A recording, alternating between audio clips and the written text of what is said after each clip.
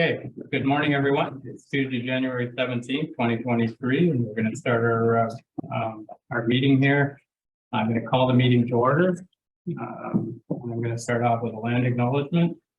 We respectfully acknowledge that the Township of Havelock-Belmont-Methuen is located on the 320 Mississauga territory of the Mississauga Chippewa Nations, collectively known as the Williams Treaties First Nations, which includes Curve Lake, Hiawatha, Alderville, Scugog Island, Rama, Beausoleil, and Georgina Island First Nations.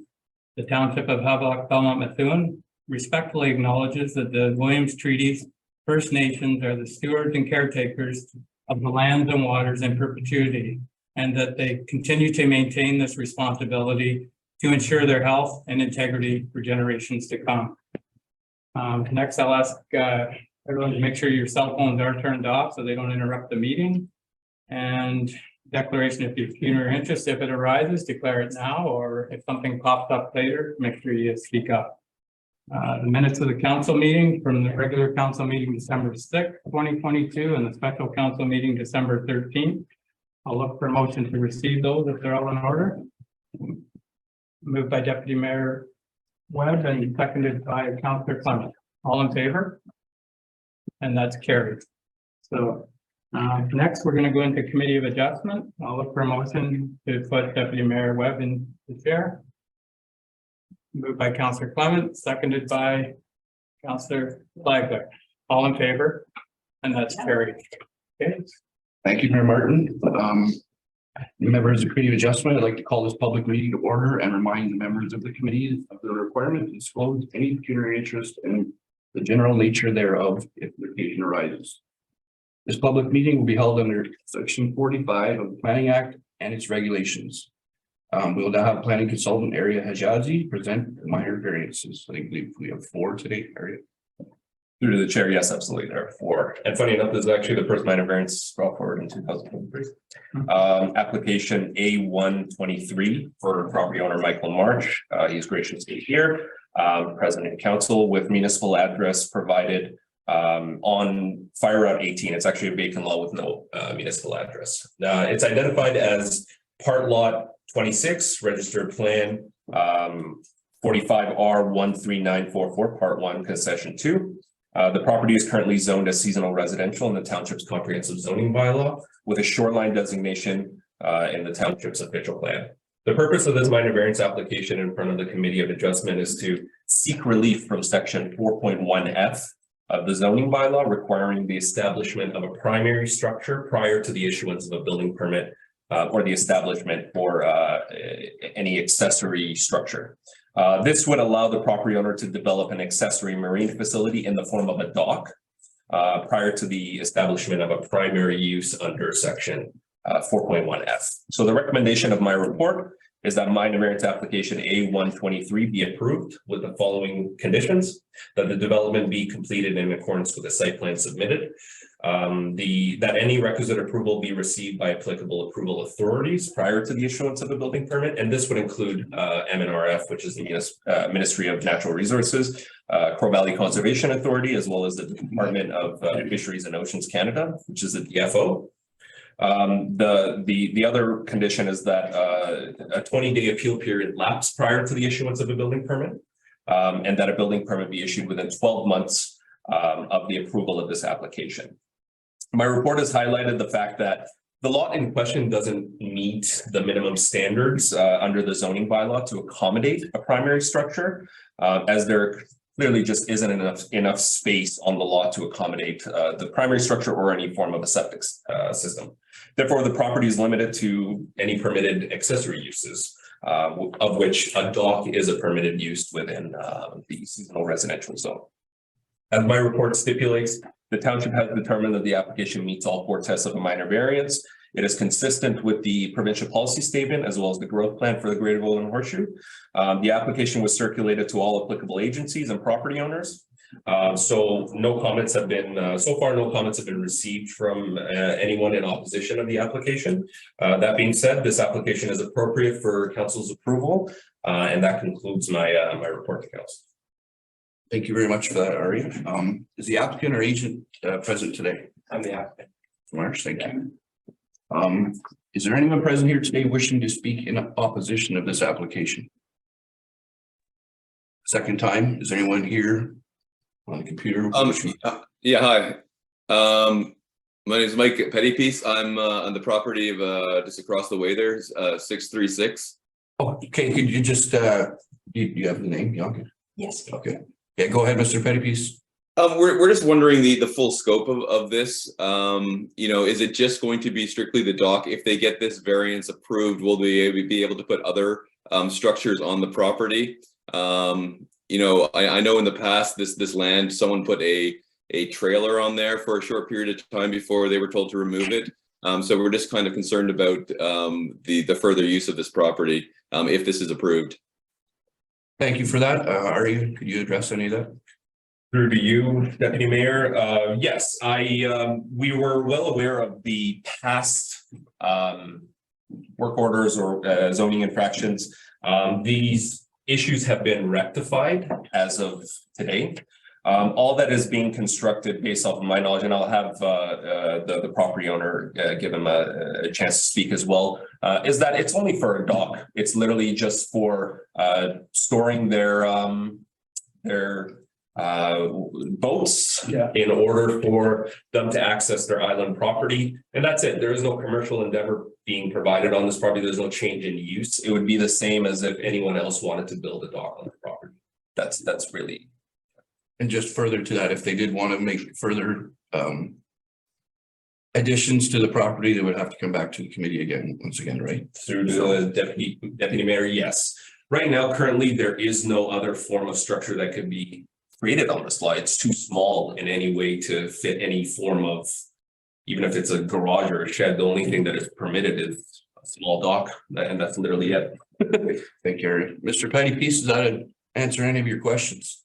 Yeah. Is there any plans to make any parking on putting parking on this parcel of land as well? All right. Through to the deputy mayor, I'll have the property owner provide his input if you'd like to come. Oh, yeah.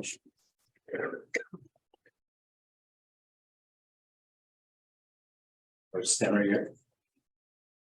No, the only purpose of the dock is for us to keep our boats safely there and access our island property. Just for our family's use. That's it. No plans for anything. The previous things that were done, the trailer that was on the site and everything that you're talking about from the past was from previous owners. We haven't done anything with the land and don't have any intention of even attempting to do anything with the land other than having access to our island cottage, which is very close by. That's it. Thank you for that, Mr. Marsh. I'll throw up on the green again. Yep.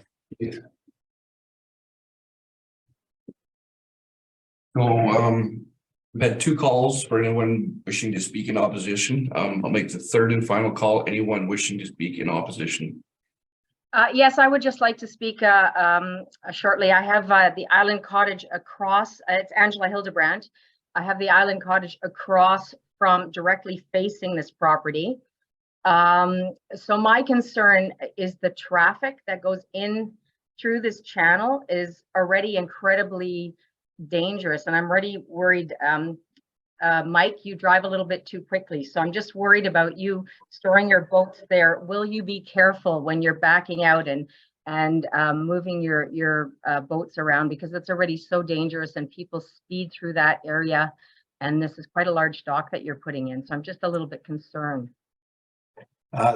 There's no changes other than we don't want to store our boat at the public landing where we've lost some motors. People have stolen stuff from there because there's no security or anything. So our only aim here is to be able to store, a boat that's maybe a little more valuable than what you want to leave at the landing. That's literally it. There's nothing else will change. But yeah, if safety is a concern for you, then we'll definitely address that.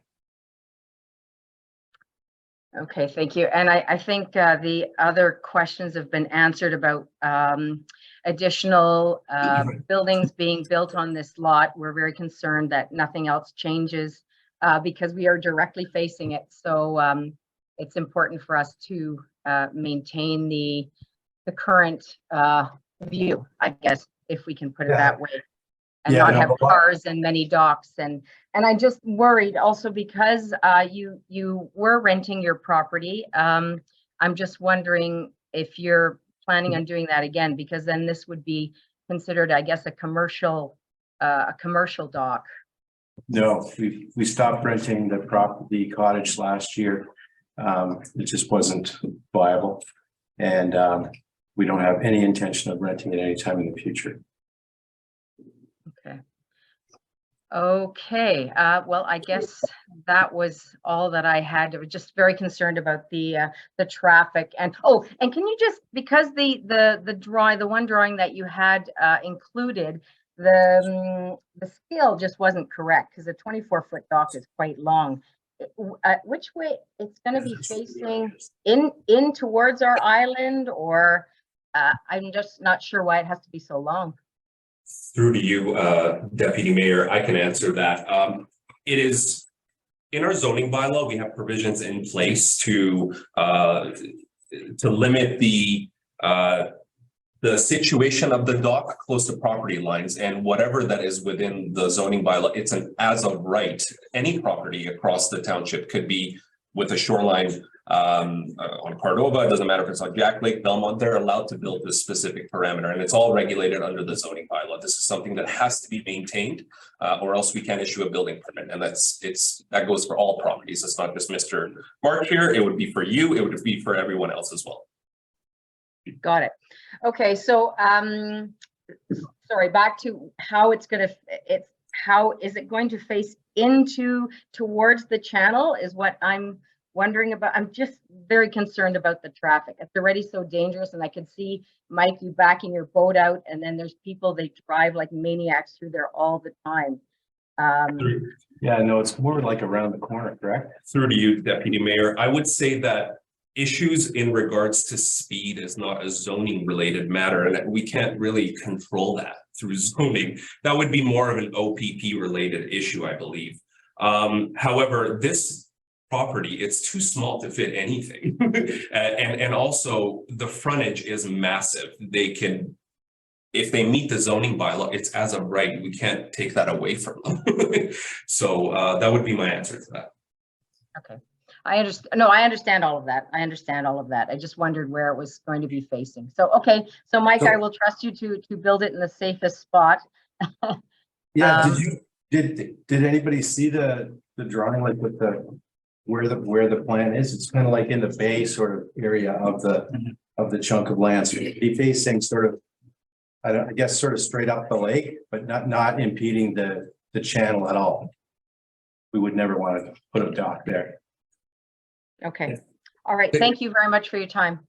Thank you, Ms. Hillebrand, for your comments. I already called for the third time. I guess I'll make it the fourth and final time. If there's anyone else wishing to speak in opposition of this application. Sorry, Mr. Marsh.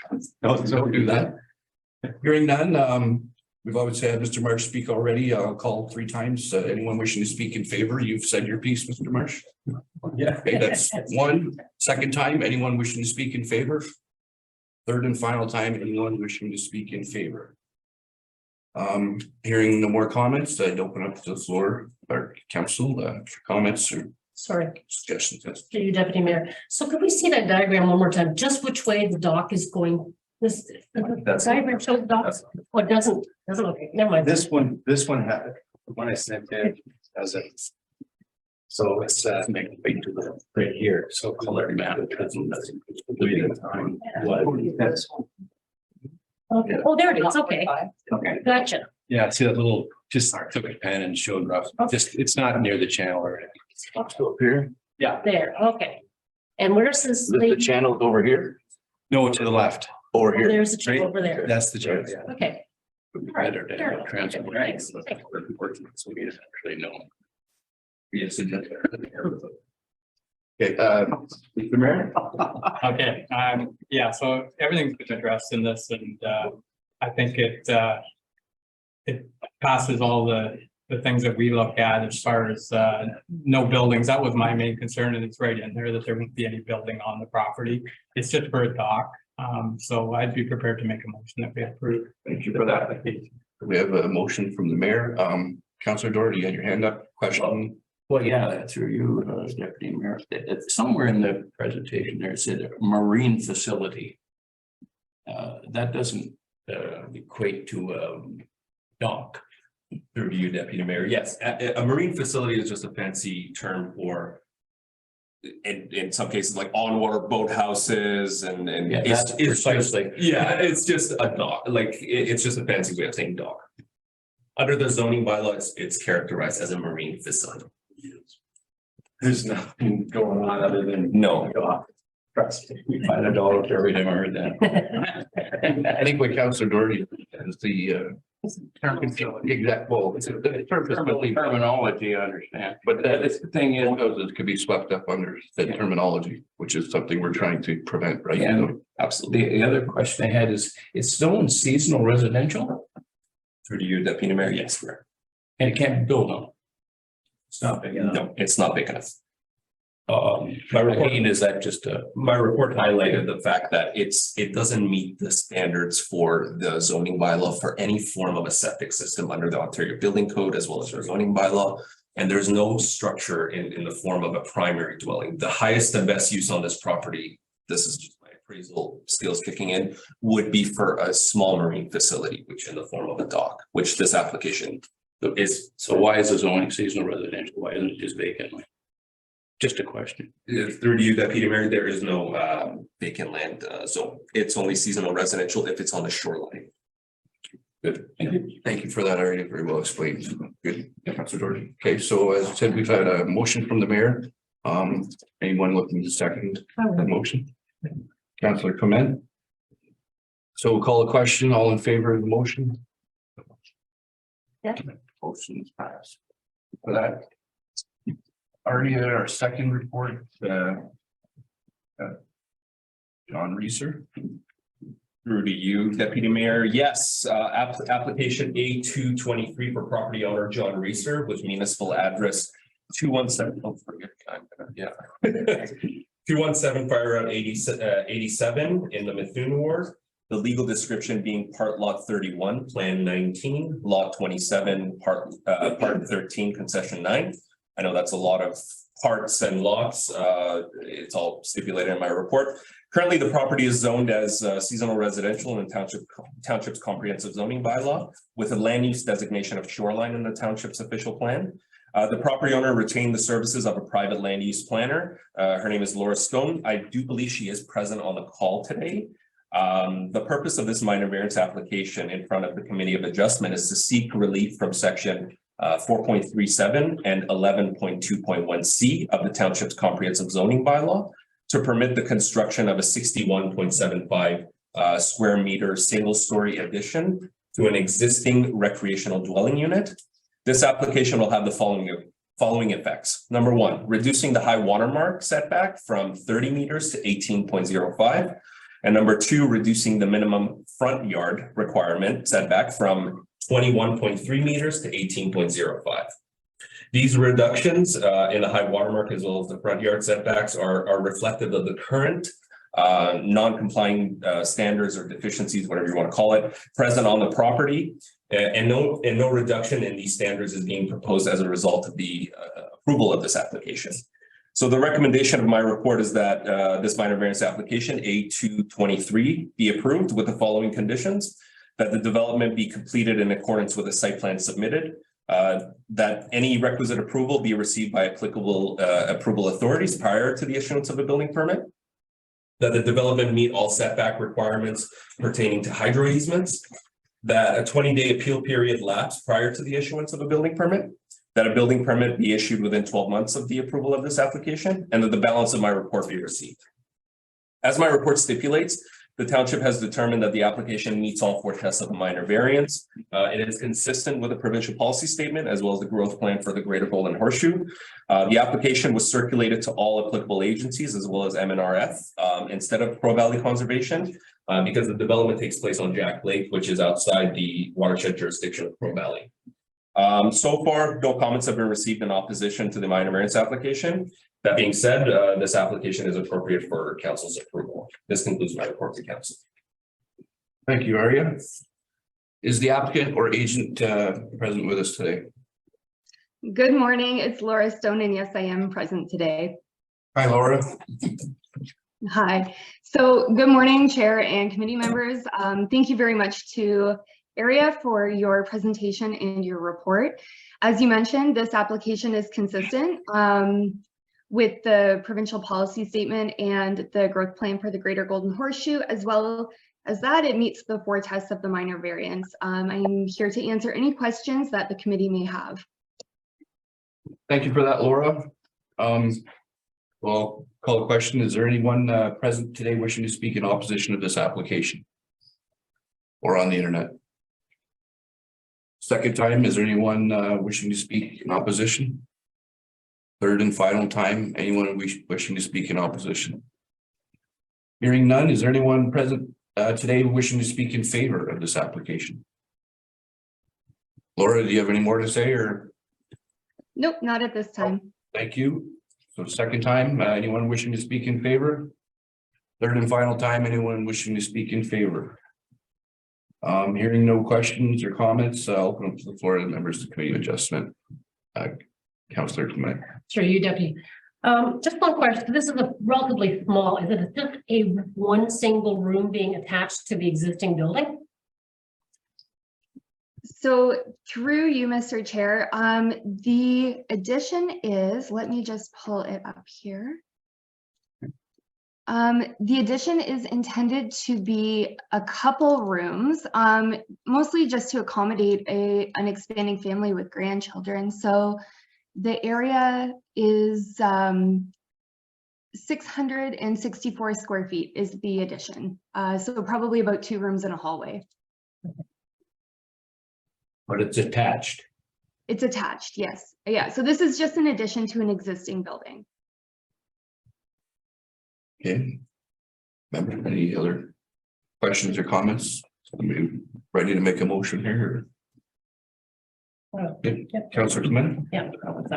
make a motion to approve. We have a seconder. Councillor Flagler.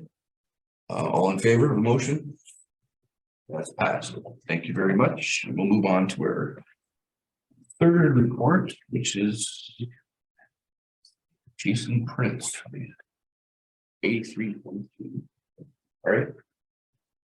Through the chair, yes, absolutely. Application A323 for property owner Jason Prince with municipal address 97 Fire Route 88 in the Methuen ward. The legal description being part lot 30, concession 11, currently zoned as seasonal residential zone in the township comprehensive zoning bylaw, and a land use designation of shoreline in the township's official plan. The property owners retain the services of an agent which I do believe he's actually on the Zoom call. I did provide him with a link yesterday. The purpose of this minor variance application in front of the Committee of Adjustment is to seek relief from section 4.37, 11.2.1C, 11.2.1D, as well as 11.2.1G of the Township Comprehensive Zoning Bylaw to permit the construction of a single-story addition, an attached garage, and a new covered deck to an existing recreational dwelling unit on the subject property, as well as a new septic system. This application will have the following effects. Number 1, reducing the high watermark setback from 30 meters to 14.8 meters to permit the construction of a single-story addition, an attached garage, and an existing recreational dwelling unit, as well as a new septic system. Number 2, reducing the minimum required front yard setback from 21.3 meters to 14.8 meters. Number 3, reducing the minimum required side yard setback from 6 meters to 2.5 meters. And 4, increasing the maximum lot coverage from 15% to 22.25%, a total of 7.25%. It is important to note that the high watermark reductions being sought here are a reflection of the current standards on the property. There is no form of a reduction, you can call it, in any of the high watermark setbacks beyond what is existing on the property. These reductions are reflective of the current non-complying deficiencies present on the property, and no reduction in these standards is being proposed as a result of the approval of this application. So the recommendation is that, or the recommendation of my report, is that minor variance application A223 be approved with the following, A323 be approved with the following conditions. That the development be completed in accordance with the site plan submitted, that any requisite approval be received by applicable approval authorities prior to the issuance of a building permit, that the development meet all setback requirements pertaining to hydro easements, that a 20-day appeal period lapse prior to the issuance of a building permit, that a building permit be issued within 12 months of the approval of this application, and that the balance of this report be received. As my report stipulates, the township has determined that the application meets all 4 tests of a minor variance. It is also consistent with the provincial policy statement as well as the growth plan for the Greater Golden Horseshoe. The application was circulated to all applicable agencies as well as MNRF instead of CVCA, which is Crow Valley Conservation. This is mainly because the development takes place on Jack Lake, much like the previous application we had in front of us. It's not within the watershed jurisdiction of Crow Valley. So far, no comments have been received in opposition to this minor variance application.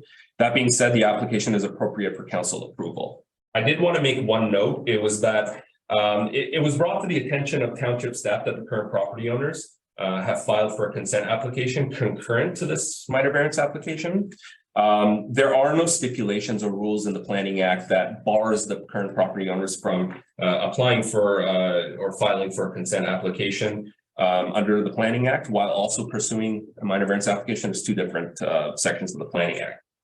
However, based off of my cursory or preliminary analysis of the consent application, it is highly anticipated that this lot will end up being rezoned eventually. And therefore, any deficiencies that are being sought today in front of council will be captured under the zone amendment process in the future. I can foresee that for happening. And that concludes my report to council. Thank you for that, Aria. Applicant or agent present today. Good morning. Yes, I'm the agent for Jason Prince for this property. Your name, sir?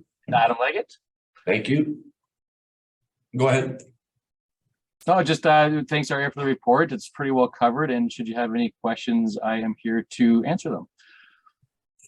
Okay, thank you very much. We'll get right into it. Is there anyone here today or online wishing to speak in opposition to this application? Second time, anyone? Oh, sorry, go ahead. Sorry, Can I sir. ask a question? Yep. For the septic system. Is this an existing septic system and he's just gonna upgrade it, or is it being moved? Through the chair, I'll allow Adam to provide his clarity on that. Yeah, it's a replacement septic system. There's an existing on the property that's was built, 20, 30 years ago. So it's it's no longer conforming to code, I don't believe, but the new building will require a new septic to bring it up. So it's in roughly the same location as the existing septic. Sir, just for the record, what was your name? Ralph Horton. Ralph Horton. Sorry. Get my glasses. It's that? I'm gonna clean my glasses. Oh, sorry, Ralph. All right. Been a long morning. It's okay. Where was I? So second time, anyone wishing to speak in opposition? Third and final time, anyone wishing to speak in opposition? Hearing none, is there anyone present or online wishing to speak in favor of this application? You've done your piece, Mr. Leggett? I have. Second time, anyone wishing to speak in favor? Third and final time, anyone wishing to speak in favor? Hearing none, I'll open up the floor to members of the committee adjustment. Councillor Clement. Sorry. Okay. So it's going to be rezoned to commercial? Is that what we're looking at?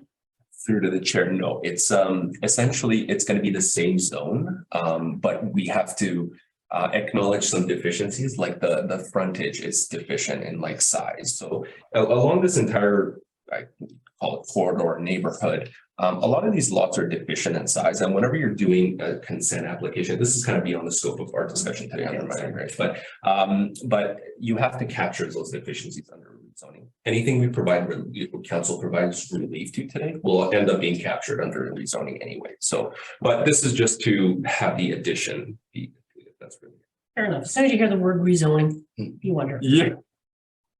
Okay, thank you. Thank you, Councillor Clement. Mayor Martin. Yeah, so it's all in order here, and with the septic system, the health unit would be the one to take care of that anyways. That's beyond us. So I'd be prepared to make a motion that we approve this minor variance application. So we've got a motion from the mayor to approve the recommendation. Do I have a seconder? Councillor Clement. All in favor of the motion? That's passed. Very much, and we're on to our fourth and final minor variance. A423. Through to the chair, yes, application A0423 for property owner Terry Willows. I do have to say he's probably the best drafts person I've seen so far. He's provided all his surveys neatly. He's situated on 316 Fire Route 33, the legal description being part lot 14, plan 21, lot 18, concession 3. It's zone seasonal residential with shoreline designation in the township's official plan. The purpose of this minor variance application is to seek relief from section 4.37 and 4.1C of the zoning bylaw to permit the construction of a single-story accessory detached garage with a half story of storage space. Good, hold on. The application will have the following effects. Increase the maximum height for accessory structures from 4.5 meters, which is, it translates to 15 feet, to 5.8 meters, which is 19 feet. Number 2, reducing the minimum required high watermark setback from 30 meters to 25 meters. And number 3, increase the lot coverage from 15 to 18%. The recommendation of my report is that minor variance application A0423 be approved with the following conditions: that the development be completed in accordance with the site plan submitted, that any requisite approval be received by applicable approval authorities prior to the issuance of building permit, and that would be like Crow Valley Conservation. If any changes to the septic system, I doubt it would be Peterborough Public Health. That the development meet all setback requirements for hydro easements, that a 20-day appeal period lapse prior to the issuance of a building permit, that a building permit be issued within 12 months of the approval of this application, and that the balance of the information of this report be received. As my report stipulates, the township has determined that the application meets all 4 tests of a minor variance. It is also consistent with the provincial policy statement as well as the growth plan for the Greater Golden Horseshoe. Crow Valley Conservation Authority were consulted on this application, and a permit will be required from their office. They have not, to this date, they haven't expressed any concern with this application. Pending any new information or concerns, it is my recommendation that council approve this application as is, and that concludes my report. Thank you, Aria. The applicant or agent present with us today. Yes, we are. Terry Willows here. Thank you, Mr. Willows. Do you have any comments? No comments. It's been presented as required. Thank you. Okay, thank you. So is there anyone present or online today wishing to speak in opposition of this application? Second time, anyone wishing to speak in opposition? Third and final time, anyone wishing to speak in opposition? Hearing none, is there anyone present today wishing to speak in favor of the application? Second time, anyone wishing to speak in favor? Third and final time, anyone wishing to speak in favor? Hearing no questions or comments from the public, I'll open the floor to any questions from the members of the Committee of Adjustment. I have the drawings up here, and it says this is a garage with a storage above. Through to the chair, yes. It's a half story of storage space being provided above. Okay, and sleeping quarters are allowed then? Through the chair, no, unfortunately, sleeping quarters under a zoning bylaw are not permitted in accessory structures unless it's obviously they undergo like a rezoning or, but it's not happening here. This is just going to be a storage space. Okay.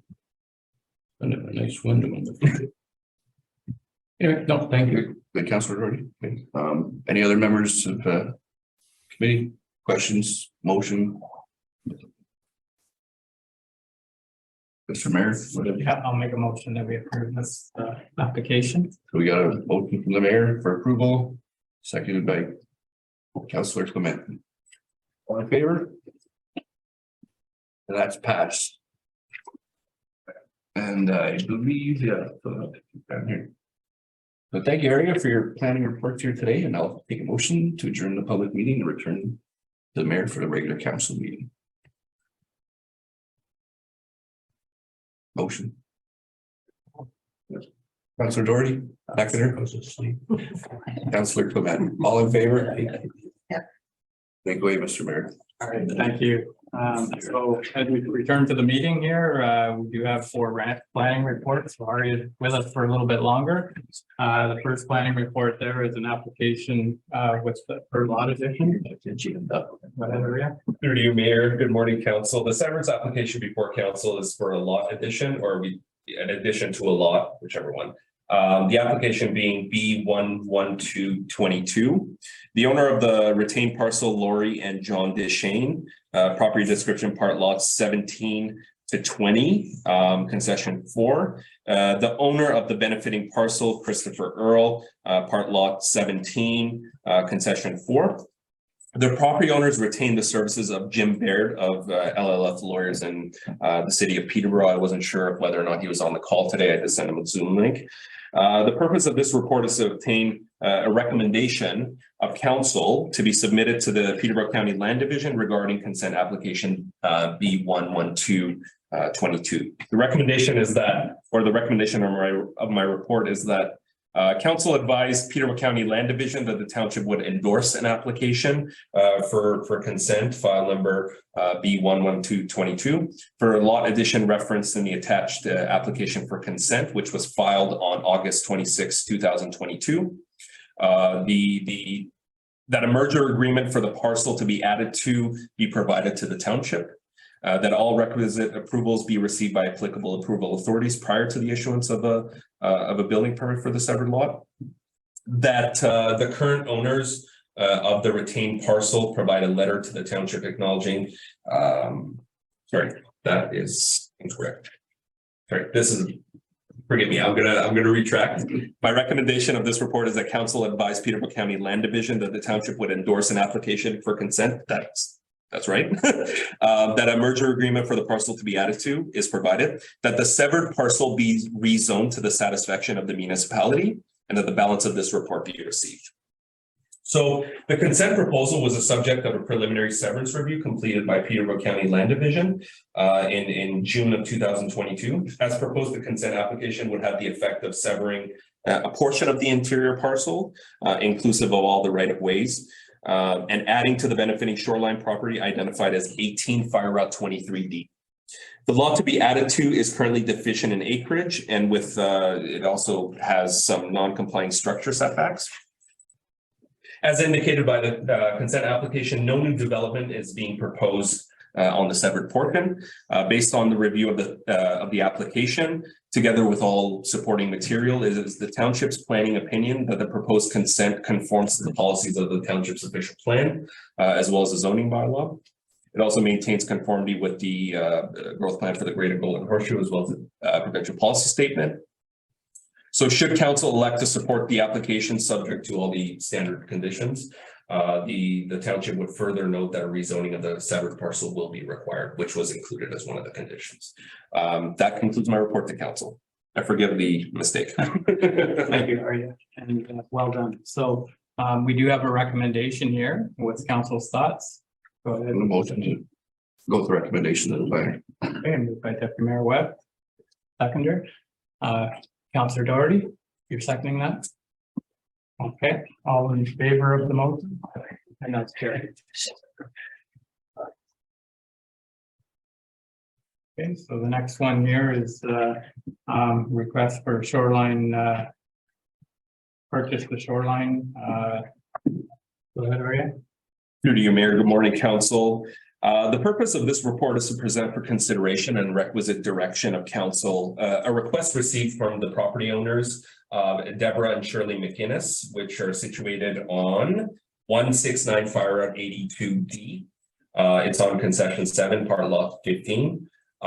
So they have requested acquiring the budding shoreline Crown Reserve, which is currently under the ownership of MNRF. So the recommendation of my report is that council direct staff to advise the property owners and as well as Ministry of Natural Resources that the township shares no concern or any objection to the proposed acquisition of the abutting shoreline Crown Reserve, which is presently under the ownership of MNRF. Just a little bit of background on the property. So the municipality We received a request from Deborah and Shirley McInnes, and we did a little bit of email exchange. It was regarding the proposed acquisition of the abutting shoreline crown reserve. We had to maintain that, you know, if it's the township owned property or if it's MNRF property, the path would be different. They have confirmed that it is MNRF owned, and the property is described as concession 7, part lot 15 with municipal address 169 Fire Route 82D in the Methuen ward, and it has a property roll number of 15310100090790790. MNRF has requested to be advised of any concerns or any comments that council may have, and that concludes my report to council. Thank you, Arya. And you will see these type of requests come up periodically throughout the term. It's people trying to purchase the 20 to, I'm not sure how many feet, but 20 feet is a pretty common shoreline that MNR has. So anyway, there is a recommendation there with council's thoughts there. Through there. So for understanding, so they want to purchase the land abutting out to the water, but it's owned by the Ministry of Natural Resources. So they would buy it from them. So what is our, right, just to clarify, what is our involvement here then? Through the mayor. So absolutely. As I kind of stipulated a little bit, the path towards purchasing or conveying shore allowances is a little different depending on who owns it. MNRF, if it's owned by MNRF, we're a commenting agency. You could just say, hey, look, we have these concerns or whatever it is. Usually these are pretty typical. I would be of the opinion that if we didn't, like, if this wasn't conveyed to them, this would technically be backlotted because they don't have any shoreline. So them purchasing the shoreline, they have access to the lake as well. So it's a net benefit from a planning perspective, and our like council's role is essentially to just provide commentary in that regard. If it's actually owned by the township, then the stipulations are a little different. So if it was owned by us, then we would have the concerns of like if he's going to build docks or, you know, clear up the trees or whatever. But in this case, it's the Ministry of Natural Resources. It's their Through the mayor, yes. And the Okay. property value would be like market value, so we'd go through a real estate agent. And when you see ones like this, I've seen it over the years that if you look at all the neighboring properties have the same thing going on. It would really be good if they all got together. It would probably be more efficient to get a surveyor in to do them all Exactly. together. But right now it's one that's interested in this, and that's what we're dealing with today. So so we do have a recommendation here. What's council's thoughts? so if it's the MNR. Yep, just go with the recommendation. Okay, moved by Kathy, seconded by Jerry. Okay, any questions? All in favor? And that's carried. Okay. All right then, we have another one of these, Keith Menzies, go ahead, Arya. Through to you, Mayor. Good morning, Council. Yeah, it's pretty much the same thing in this one. So the request from Keith Menzies, Methuen, concession 5 part lot 14, plan 4 lot 8 with the municipal address of 454 Fire Route 75. The purpose of this report is to present for the consideration and requisite direction of council a request received from the property owners or the property owner in relation to the acquiring the abutting shoreline crown reserve. The recommendation of this report is that council directs staff to advise the property owner as well as the MNRF that the township has no concern with or any objections to the proposed acquisition of the abutting shoreline crown reserve. This is also presently under the ownership of MNRF. This goes with the same conversation that we had previously. The background on this is that the municipality received a request from Keith Menzies regarding the proposed acquisition of the abutting shoreline crown reserve. Again, there were some email exchanges back and forth, and we did a few calls. We determined that the property is actually, or that section is it's owned by MNRF. So the property is described as concession 5 part lot 14, plan 4 lot 8, municipal address 454 Fire Route 75. And it has a roll number or property roll number 1531-010-005-26700. MNRF has requested to be advised of any comments or concerns with council that council may have in relation to this application. And that concludes my report.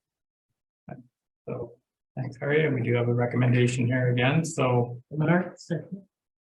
we're moving on, Kathy? Yes. Okay, and seconded by Deputy Mayor Webb, all in favor? And that's carried. Okay, and we'll move into the final planning report area.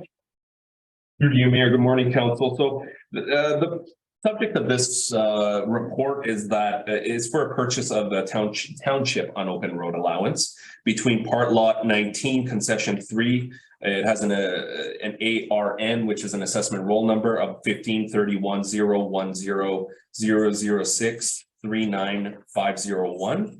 The purpose and effect of this report is to inform council of the request from the property owners of the subject lands to purchase the abutting unopened road allowance leading to Belmont Lake for the purposes of constructing a new septic system. So the recommendation of my report is that council authorize staff to proceed with the planning analysis of the request to purchase the township's unopened road allowance adjacent to the subject property, and provide council with a report on the findings at a subsequent council meeting.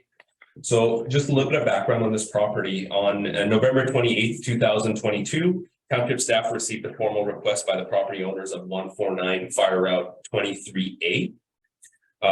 Their names are Ryan Charette as well as Justina Rebel, to purchase the abutting unopened road allowance leading to Belmont Lake for the purposes of obtaining a permit to construct a new septic system on the adjacent portion of the unopened road allowance. Previous correspondence between the property owners and the township indicated that the current septic system, which is provided in the current conditions on the mapping that's provided, indicated that the current septic system is presently located on the unopened road allowance.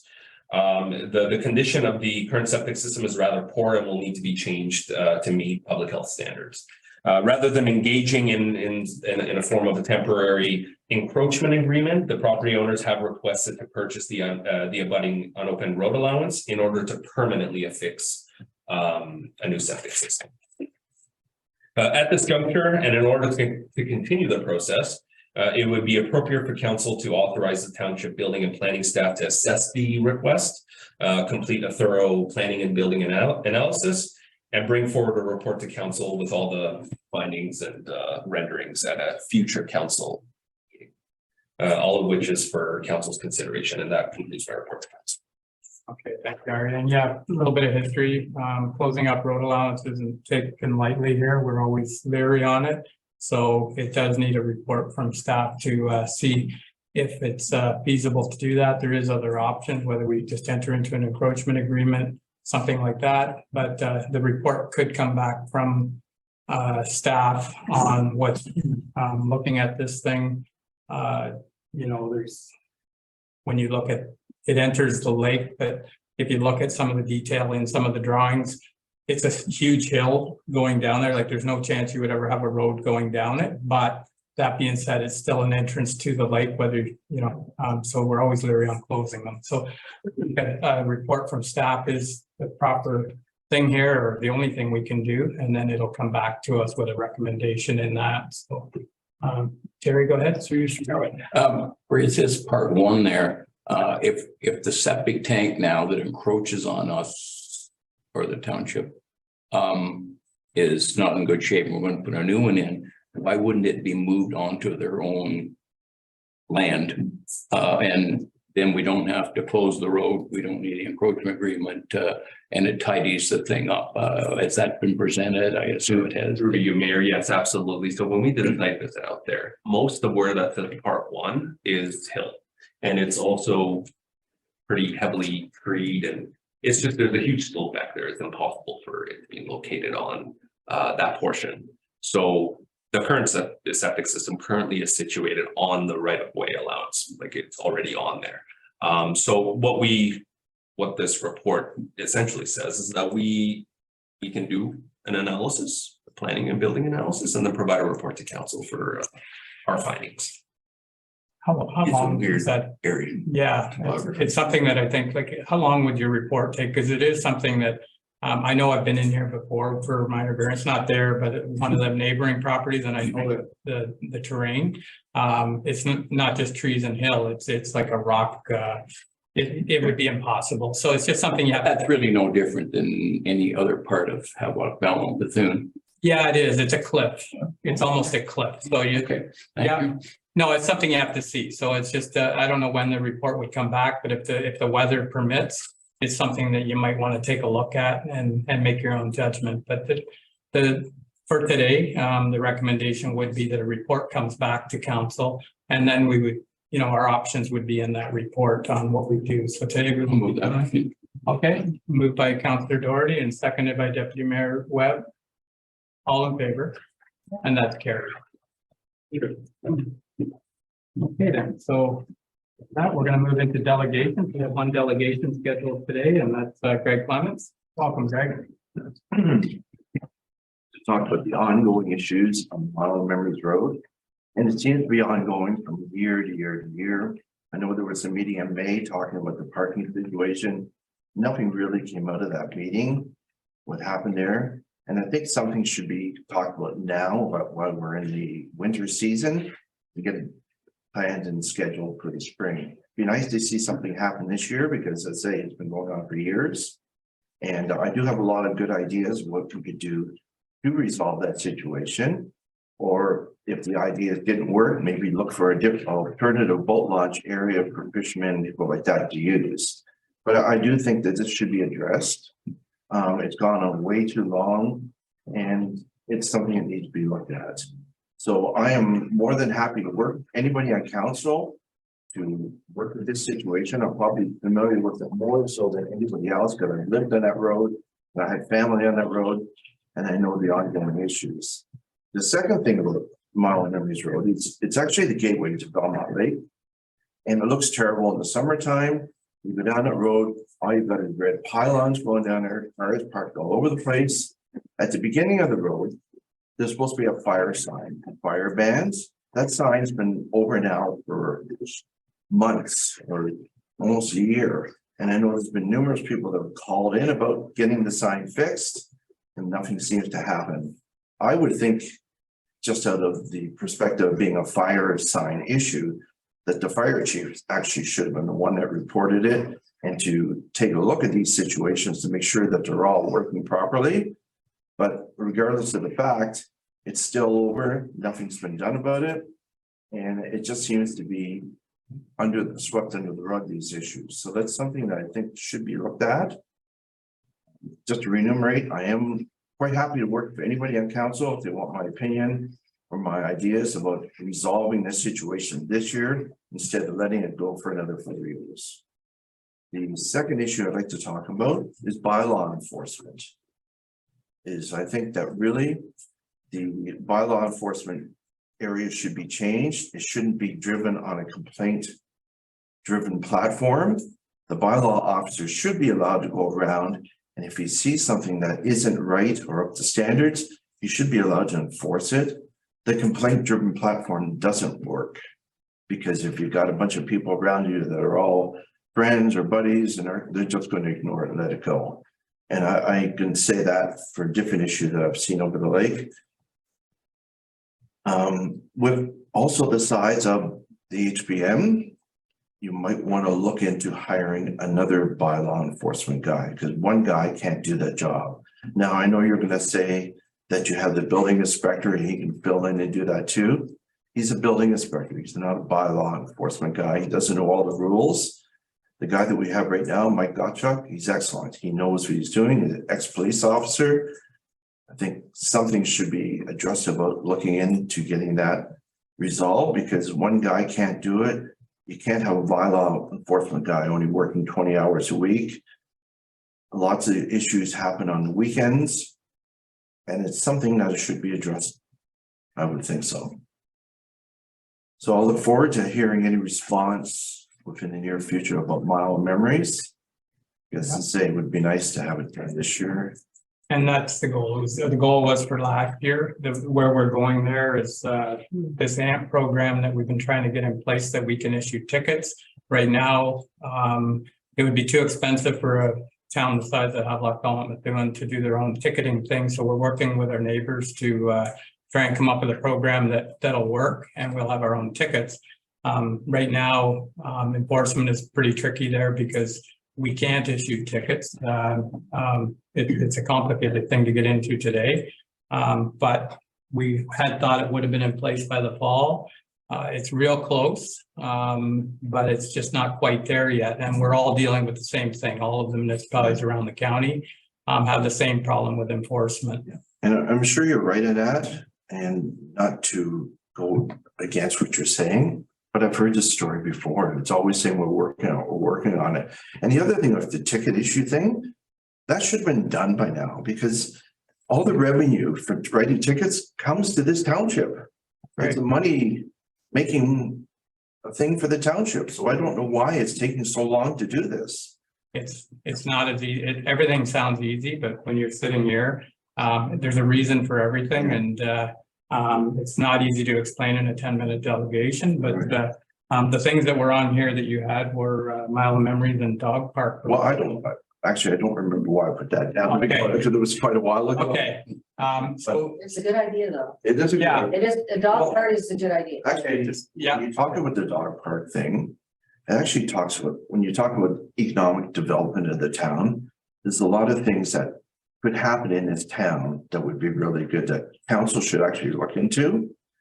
And I don't know if I'm over speaking when I go at this presentation here, but what you want in Havelock is you want people to drive into Havelock for things. Right now, everybody that lives within this area, to do anything, you have to drive out of Havelock. You have to go to Peterborough or Belleville or anywhere else.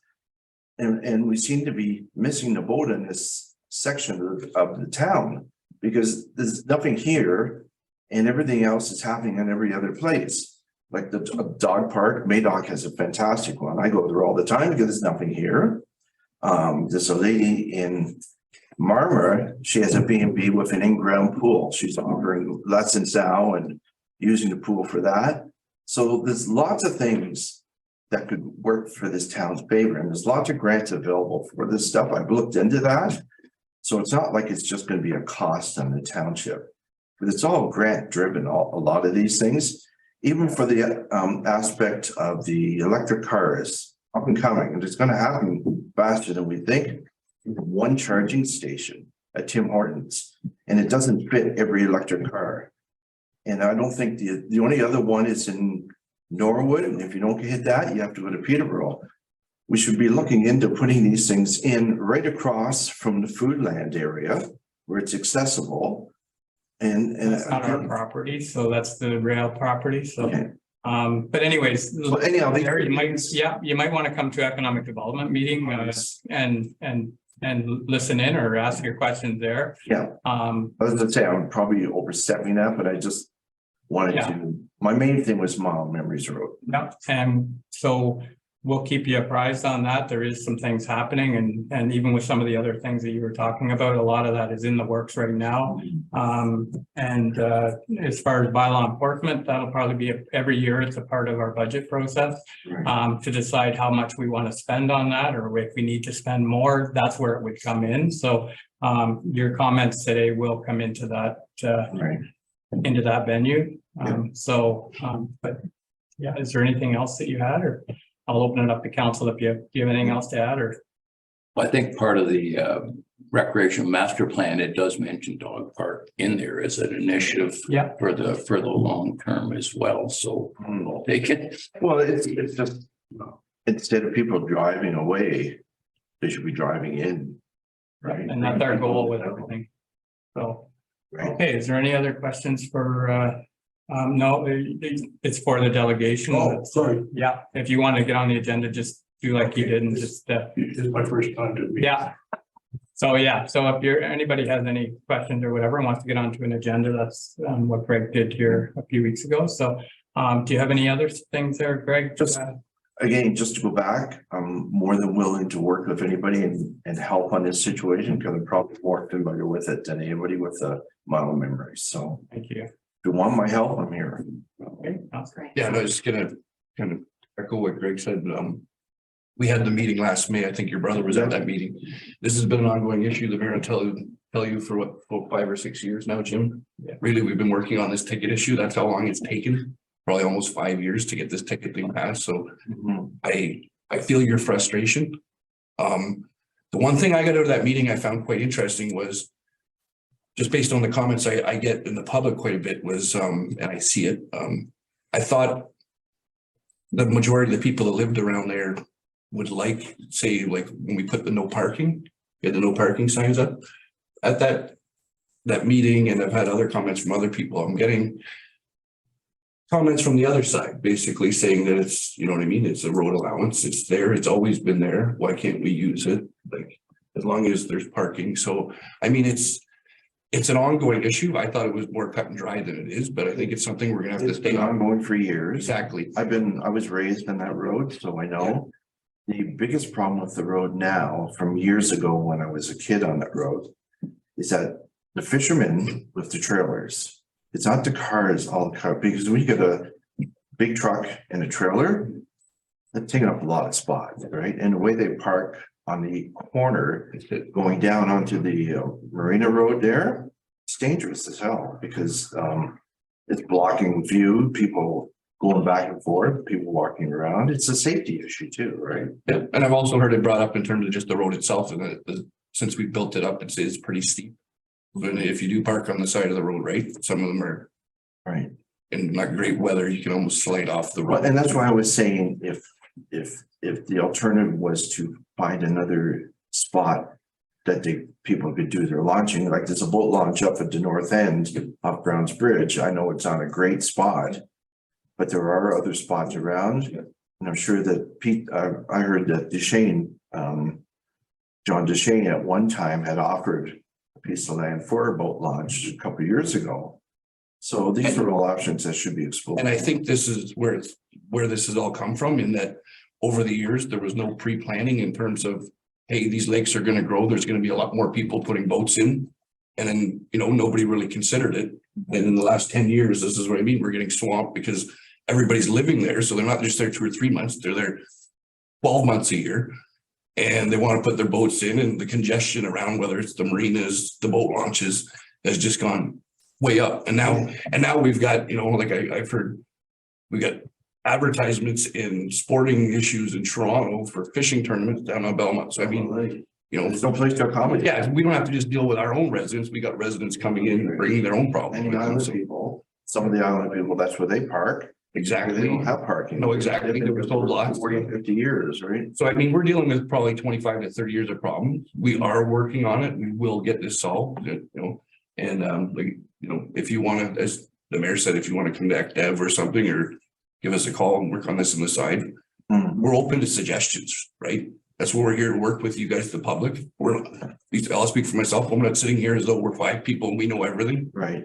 All right. A lot of the best ideas come from out there. But you just tell me when you want me to come in. I'll come in and talk to you. Well, I think this is, we set something up with staff and we could have a meeting. Yep, Kind for of sure. roll this out, okay? Sorry, Greg. So have you thought about like sit down and write out your solutions that we, like I can look at them and say, oh, this one's really good. I can pursue that. Like, I can sit down and write them out for sure, because I do have them sort of drafted at home, but I'd rather be there when they're well, absolutely. No, but I'm asking you to give us some information so we can look into it first. right. And it's not going to be a perfect solution in the beginning. It's going to have to evolve because nothing's perfect the first time around. It's an evolution of finding a solution for now and working on it and perfecting it. So when you work on the solutions, it'll get frustrating at times because there's always another side to it, whether it's in a private road, putting a boat launch, we can't do that. We can if it's on our township road, like most of them are. So things like that are gonna come into play and it might frustrate you, but that's the way it is, because we don't own some, like in the Fire Road 23, we don't own that road. It's a private road. There is a boat launch in there that the community uses in there, but we can't start directing people in that private road or we're in trouble again. So there's there's always another side to this. I agree with you 100%. Yeah. It can be frustrating, but you know, the good thing about it, it's moving forward. Yeah. And that's what you have to look at. You're moving forward and you're working through it and you're figuring out a solution. So it's going to evolve and it's going to take time, but it's got to start soon because as I say, it's ongoing. Yeah, and most of this stuff is ongoing. It's happening. It's just one of those communication things. The electric vehicle thing, but there was a grant come out last week and it was forwarded to staff and we are looking at things like that too. So it came to me last week and it's been forwarded. So it'll come up during the I got a gas, but anyways, Good thoughts, over. Good thoughts. The thing that not only at Memory Lane, but at you see happen around is the number of automobiles per cottage has increased dramatically over the last 10 years. And I can, because so you mentioned people on an island, probably they drove one car down 20 years ago. Now they come down and they have 4. So it really has become a unique problem, and not only in Memory Lane. Everywhere. Yeah, everywhere. So it's kind of a self-fulfilling thing, I guess. Yeah. And I do know people out on the lake, out on the island, and I know Sharon said to me, like, this has been ongoing. You know, I've lived there most of the summer. Where do I park? Because I can't get to my cottage because there's people park. So it is, you're right, Greg, it's ongoing. And, you know, hopefully it's. Okay, so Greg, yeah, make arrangements to come out to an economic development meeting. And, you know, anything that you have, if you put it in writing and send it to us, we'll receive that too, so. Thank you. All right, so. Okay, thank you for the delegation. I'll look for a motion to receive the delegation. Moved by Deputy Mayor Webb and seconded by Councillor Clement. All in favor? Sorry, you're slow. I'll look that way. great help. So, Good question. no, it's procedure is to go through delegation. We have a line on there for delegation. So if you make a appointment to come in on the next meeting, that's how it works. That's what Greg did a couple of weeks ago. It's try and get in on the agenda. We're not taking anybody off of this. Okay. Or we couldn't even come in, Thank you. the internet. All right, so we'll move into staff reports for information here. Bob? Yes, through you, Mayor Martin, this report presents the accessibility and issues that were brought forward for the 2022 municipal election. Okay, so the report is all the things that we did for accessibility. So are there any questions on that report? If not, motion to receive it. Motion to receive. Okay, moved by Deputy Mayor Webb, seconded by Councillor Clement. All in favor? Oh, We're dealing just simply with accessibility in this motion. that's all it was, is a report on what we did for the election as far as the report that we have to go back to the province. So, okay, all in favor? Yeah. In favor, carried. Okay, so staff reports for follow-up action. Rob, the first report there is with regard to the long-term care. Welcome. Oh, thank you, Mr. Chair.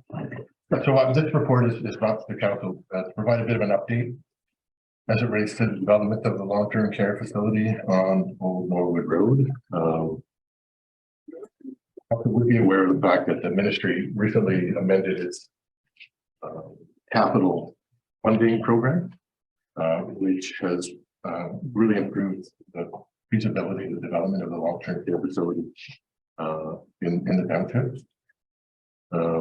Essentially, my report provides a bit of detail on the impact that might have on viability. Essentially, operators are provided additional $35 per bed per day, or up to that amount for a 25 years period. And that really deals with the underlying reasons why very few facilities were built prior to and then during the COVID period. Costs associated with development that increased dramatically, and the province has recognized that and has amended its funding program. So again, prior to the revelation, prior to the province actually providing this change, we had been working with the Ministry of Long-Term Care on the way forward for the development of that facility, and we're in the process of putting together a request for proposal, which would solicit interest from providers for the development of that facility. So in light of that, we actually completed a draft of a request for proposal, which we have forwarded to our solicitor and to the Ministry of Long-Term Care for their input. I'm happy to say that both the ministry and our solicitors provided their input. They've asked for some minor modifications to the RFP and timelines that I provided in the report, which would see the issuance of the RFP tomorrow. Submission, a pre-submission meeting on the 24th of January. Submission deadlines for the 17th of February and a follow-up meeting with council shortly after that are still achievable. In addition, my report includes a summary of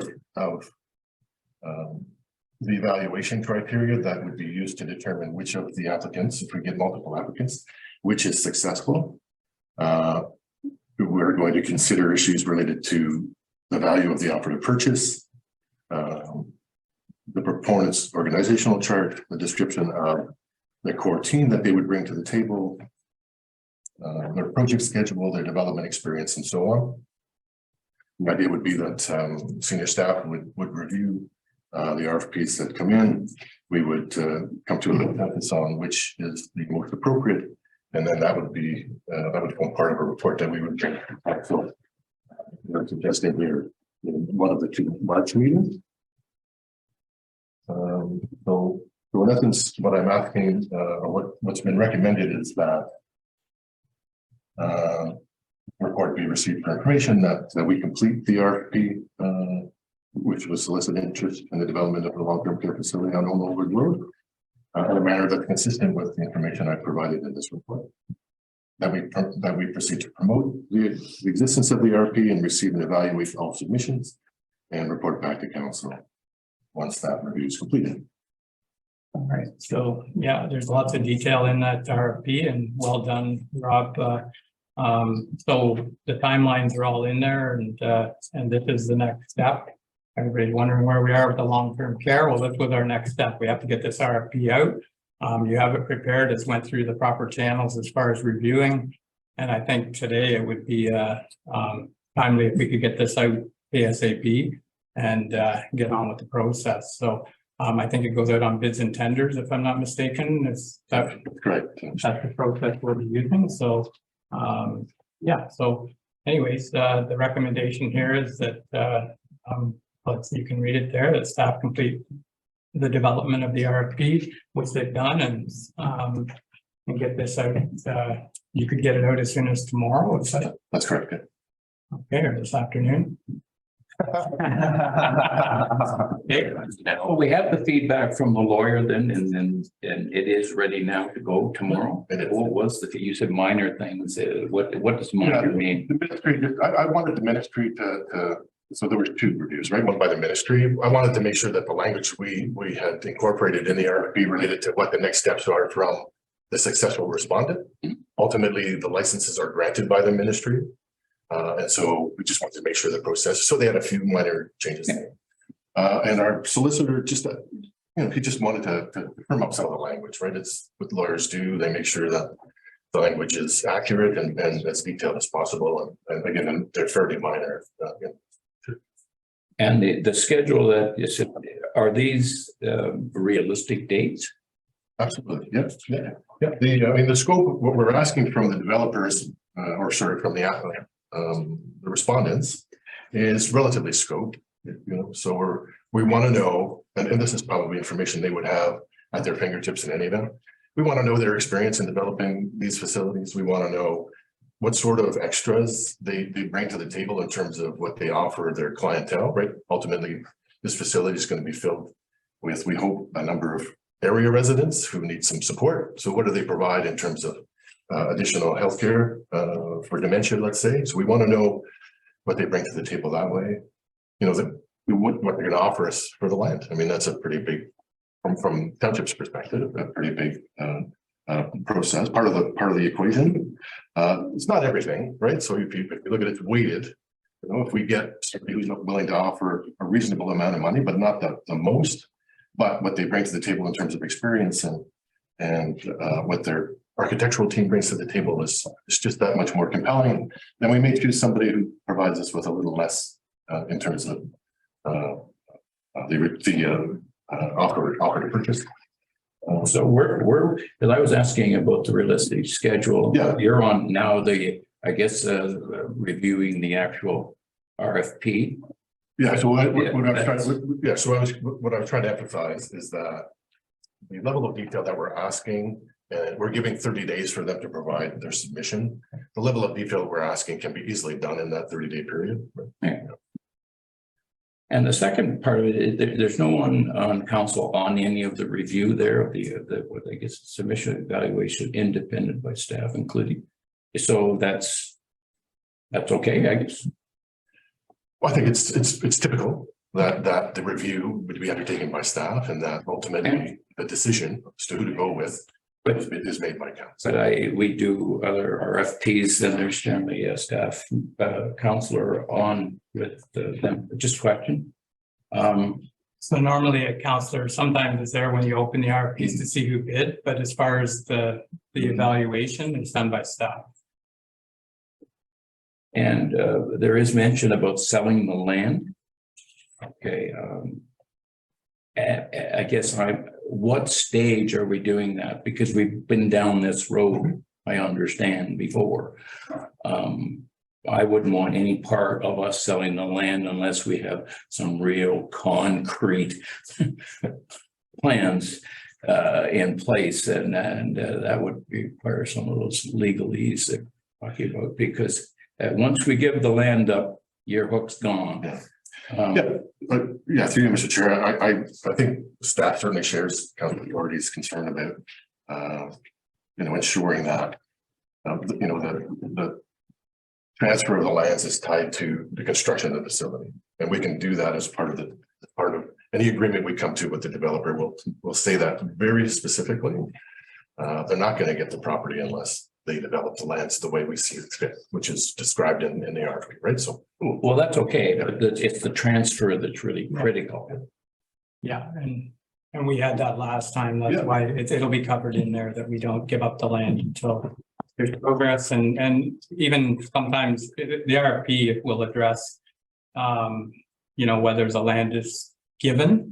There was different, that was the last one. Like, so there, it's all, that's what this RFP is going to do, is come out with what their intentions are and how they're going to do it. The last RFP, it was, the land was given, I think it was $1. So, so it's, that was our thing to try and get this year. Yeah, but to your point, Mr. Chair, that agreement stipulated very clearly that, yes, we'll give it to you for $1, but only if you build the building. Yeah. If you don't build the building, you don't get it, right? So now, and we will carry on with that. That'll be a very key component of the agreement that we come to with the successful response. Yeah. Okay. Sorry, can I make it? So just to give you a heads up, Jared, because my mom was over 17 Smith Drive. She was the first tenant. So it was the same thing. The developer and the company that built it handed over ownership to Peterborough Housing on the day they moved in. And but that was all worked out ahead of time. So it was owned by the developer up until the day that they opened it up to the residents. And then it all transferred that day. It's all planned ahead of time. Like, oh, I like plans. I know you and I both do. Yes, I know that. But so there's lots of models out there. One of the other models was a lease. A lease on the property, and as long as it stays long-term care, that'll be dealt with in this RFP. Everything will be covered in there, and that's what. It should already been dealt. We've got the RFP going. It is in there. It's in there. Yeah. So then, okay. Good. So It's just the land is pretty critical because we either get this thing or we don't, and if we don't get it, perhaps now is the time to maybe consider some other options, and having someone else hold the land with a promise of doing something in the future, and out to more things, and then you're working with some upstream governments, how tidy that gets from time to time. So it restricts us as to what we can do once we transfer the land. So that was my concern and still is. I'll leave that. okay. So the recommendation here is that we move on to the next step in the RFP. If council's comfortable with that, I would look for a motion that we. Okay, moved by Councillor Doherty, seconded by Councillor Clement. Any other questions? All in favor? And that's carried. We'll see that online today. No. Yeah, So, that's what time we finish. yeah. Okay, so the next item on the agenda is municipal election summary report. Yes, through you, Mayor Martin, this report provides a summary of the municipal election that recently happened on October 24th, 2022, in which the current council was elected. The report summarizes voter turnout for the last 5 elections. And this particular election, there was a significant drop in voter turnout, as was witnessed right across the province. We all heard the news about the provincial turnout, and municipal turnouts did follow that pattern. And this report also suggests that if council wishes to move forward with any changes to the electoral ward system, staff is asking for direction to start that process, if that is council's wish. Okay, so that's a hot topic with everyone, and we heard it over and over in the last election, and we hear it every election. And the numbers that we're seeing here makes you wonder if it's time to start looking at the ward system and whether we get rid of that or change it to some other option. So we can start the process today. That we have to go through a public meeting to get the public's view on this. So there would probably be something similar to a survey. We can work out the details later, but if that's council's thoughts, we can look for a motion today that we look at the ward system and get a report back from staff. Yeah, I'll make a motion that we do that. We're not starting this process, right? No, it would be a report from staff. So yeah, that's what I'm saying. I'd make a motion that we have a public meeting. Yeah. To discuss this before we contact the province to possibly. Oh, yeah, yeah. Okay. Can I just make a comment through you, Mayor? So the last time I ran, it was quite well known that there's the town and there's the other town. And if we have ward system, everyone goes out, they talk to everyone, we get to know everyone. And I think we need to become one unit. And, I went after this the last time, but I'd like to see it changed. So the motion today would be that that staff brings back a report of our options with regard to the ward system, and then it would go through the process of getting public input and things like that. So it's something that's best to do at the beginning of the term, not at the end of the term, and that's what we do. We've done that every year since I've been on council, that we bring it up, and so it'll be interesting to see what the public thinks on this. So and to that, when we get to the meeting, I don't know, this will be the initial meeting, but to her point, because I get the same comments, but just remember, if we switch from where we're going to, right? So right now, the water users in town pay for their water. To me, if we're an all of, right, that would be, everybody would pay for the water. So But that doesn't happen. I'm just saying there's a number of issues there that I think we should at least know what they are. that'll be a part of the discussion. Today's thing is just to get a motion here that we move with the ward system and look at the options. It's not necessarily, it might not change. Every other time it's happened, it never changed, because you get the details and you say, I'm not ready for that yet. That might not happen this time, and it might happen again, but it always, I do have a mover. I'm just gonna look for a seconder for this to see if it's worth discussing. So is there somebody that wants to second the motion that staff brings back a report? Okay, seconded by Councillor Flagler. Okay, now.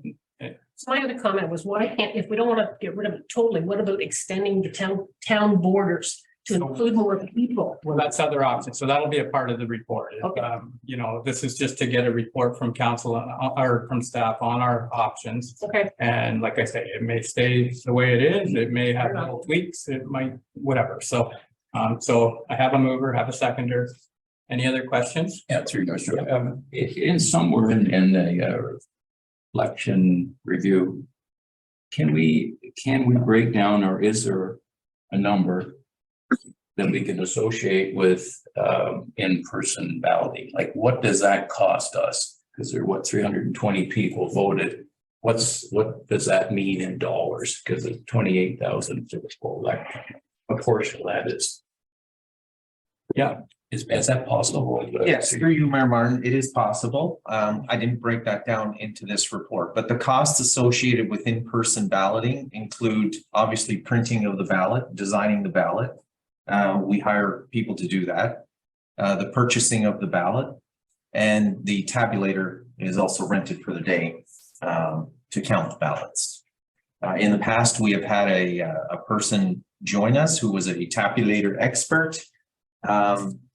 And they were here for the full day to assist with that. We also paid for training from the folks who provided the tabulator. So absolutely, there is an extra cost to paper balloting. Well, I just say it's part of the review, because, you know, we might want it, we might need it, but if we could equate the cost to it, then you're better informed to make a decision for the public when we go. Sure. So through you, Mayor Martin, two separate issues here. One being the ward system, which is totally separate from the method of voting. So the method of voting absolutely will be reviewed before the next election with an aim to either continuing internet, telephone, and paper ballot, or perhaps making a change to that. It will come to us, Jerry, in the future. That'll come because we start planning now for the next election. So that will, I guess I'm asking the question. Yeah, it'll come to you then. So it'll be a separate issue, but yeah, that's stuff you need to know. And it's the same thing that with the percentages are wonderful. Maybe just bracketed with some numerical numbers associated with 7,400 and 7,500 people voted. I mean, the number with 2,900. Sure. Something just to, I think to. Yeah, so through you, Mayor Martin, I can provide the number this election versus the previous election. So 4 years ago, we had 2,924 voters cast ballots. And in this election, we had 2,194 citizens vote. So approximately an 800 difference. And was there a breakdown between township and town? I thought I'd seen. Yep, it's there. Yeah, the village was yeah, it was pretty low. But anyways, so that will come forward. We will have a report come when we start planning for the next election. And that will be a decision then on whether we go with like what kind of election we have, whether we want to continue that way. That's when we'll have our chance there to voice our opinion on that. So I guess that's what I'm trying to point is the more information we have, the more holistic approach you can take to the election process. Is just. So through you, Mayor Martin, just to highlight the village ward in this election, 2022 village ward 355 voters cast ballots, and in the township ward 1,839 voters cast ballots. Okay. So, and that'll be a topic of discussion in the future, I'm sure. So, so I do have a mover and a seconder that we received this report, or that we, or I have a mover and a seconder that we look into the ward system. Explore options. Yeah, that's fine. Okay. Any other questions around this? All in favor? And that's carries. Okay. All right, next, so we move into board appointments. Yes, through you, Mayor Martin, this report follows the closed session meeting in which the council deliberated over populating boards and committees for the township. This report presents all the appointed persons to each committee and also presents the bylaw for approval later in the meeting. Okay. One of the things in there was around the stipend. Was that in that report? Yes, through you, Mayor Martin. So in closed session, council had a discussion regarding the possible removal of the stipend for committee members. If council wishes to proceed with that thought, and you can certainly do that, and we will amend the bylaw to reflect that change. Okay, so would that happen this term, or would that be for the next term? We've already listed, put these things. Yes, that is council's decision ultimately. Okay. Okay, Deputy Mayor Webb. Yeah, I'm open to the discussion we had there in terms of examining this.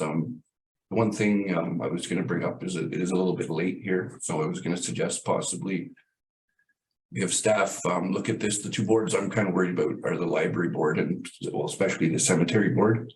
So I'd like to see some kind of report in terms of possibly what we're moving the stipend, how would it affect those committees? and their membership. And well, I'd like to see that report. I think there's more to it, especially the cemetery board, more than the library board. They do a lot of work that people don't see. It's not a 1 or 2 hour a day job. It's and I'm just, So I don't want to see that committee go by the wayside. I think it's probably the most important committee we have probably in this township at the moment. So we are talking board here, not yes, committee. yeah, Yeah. and all I'm saying is I'd like to see a report brought back.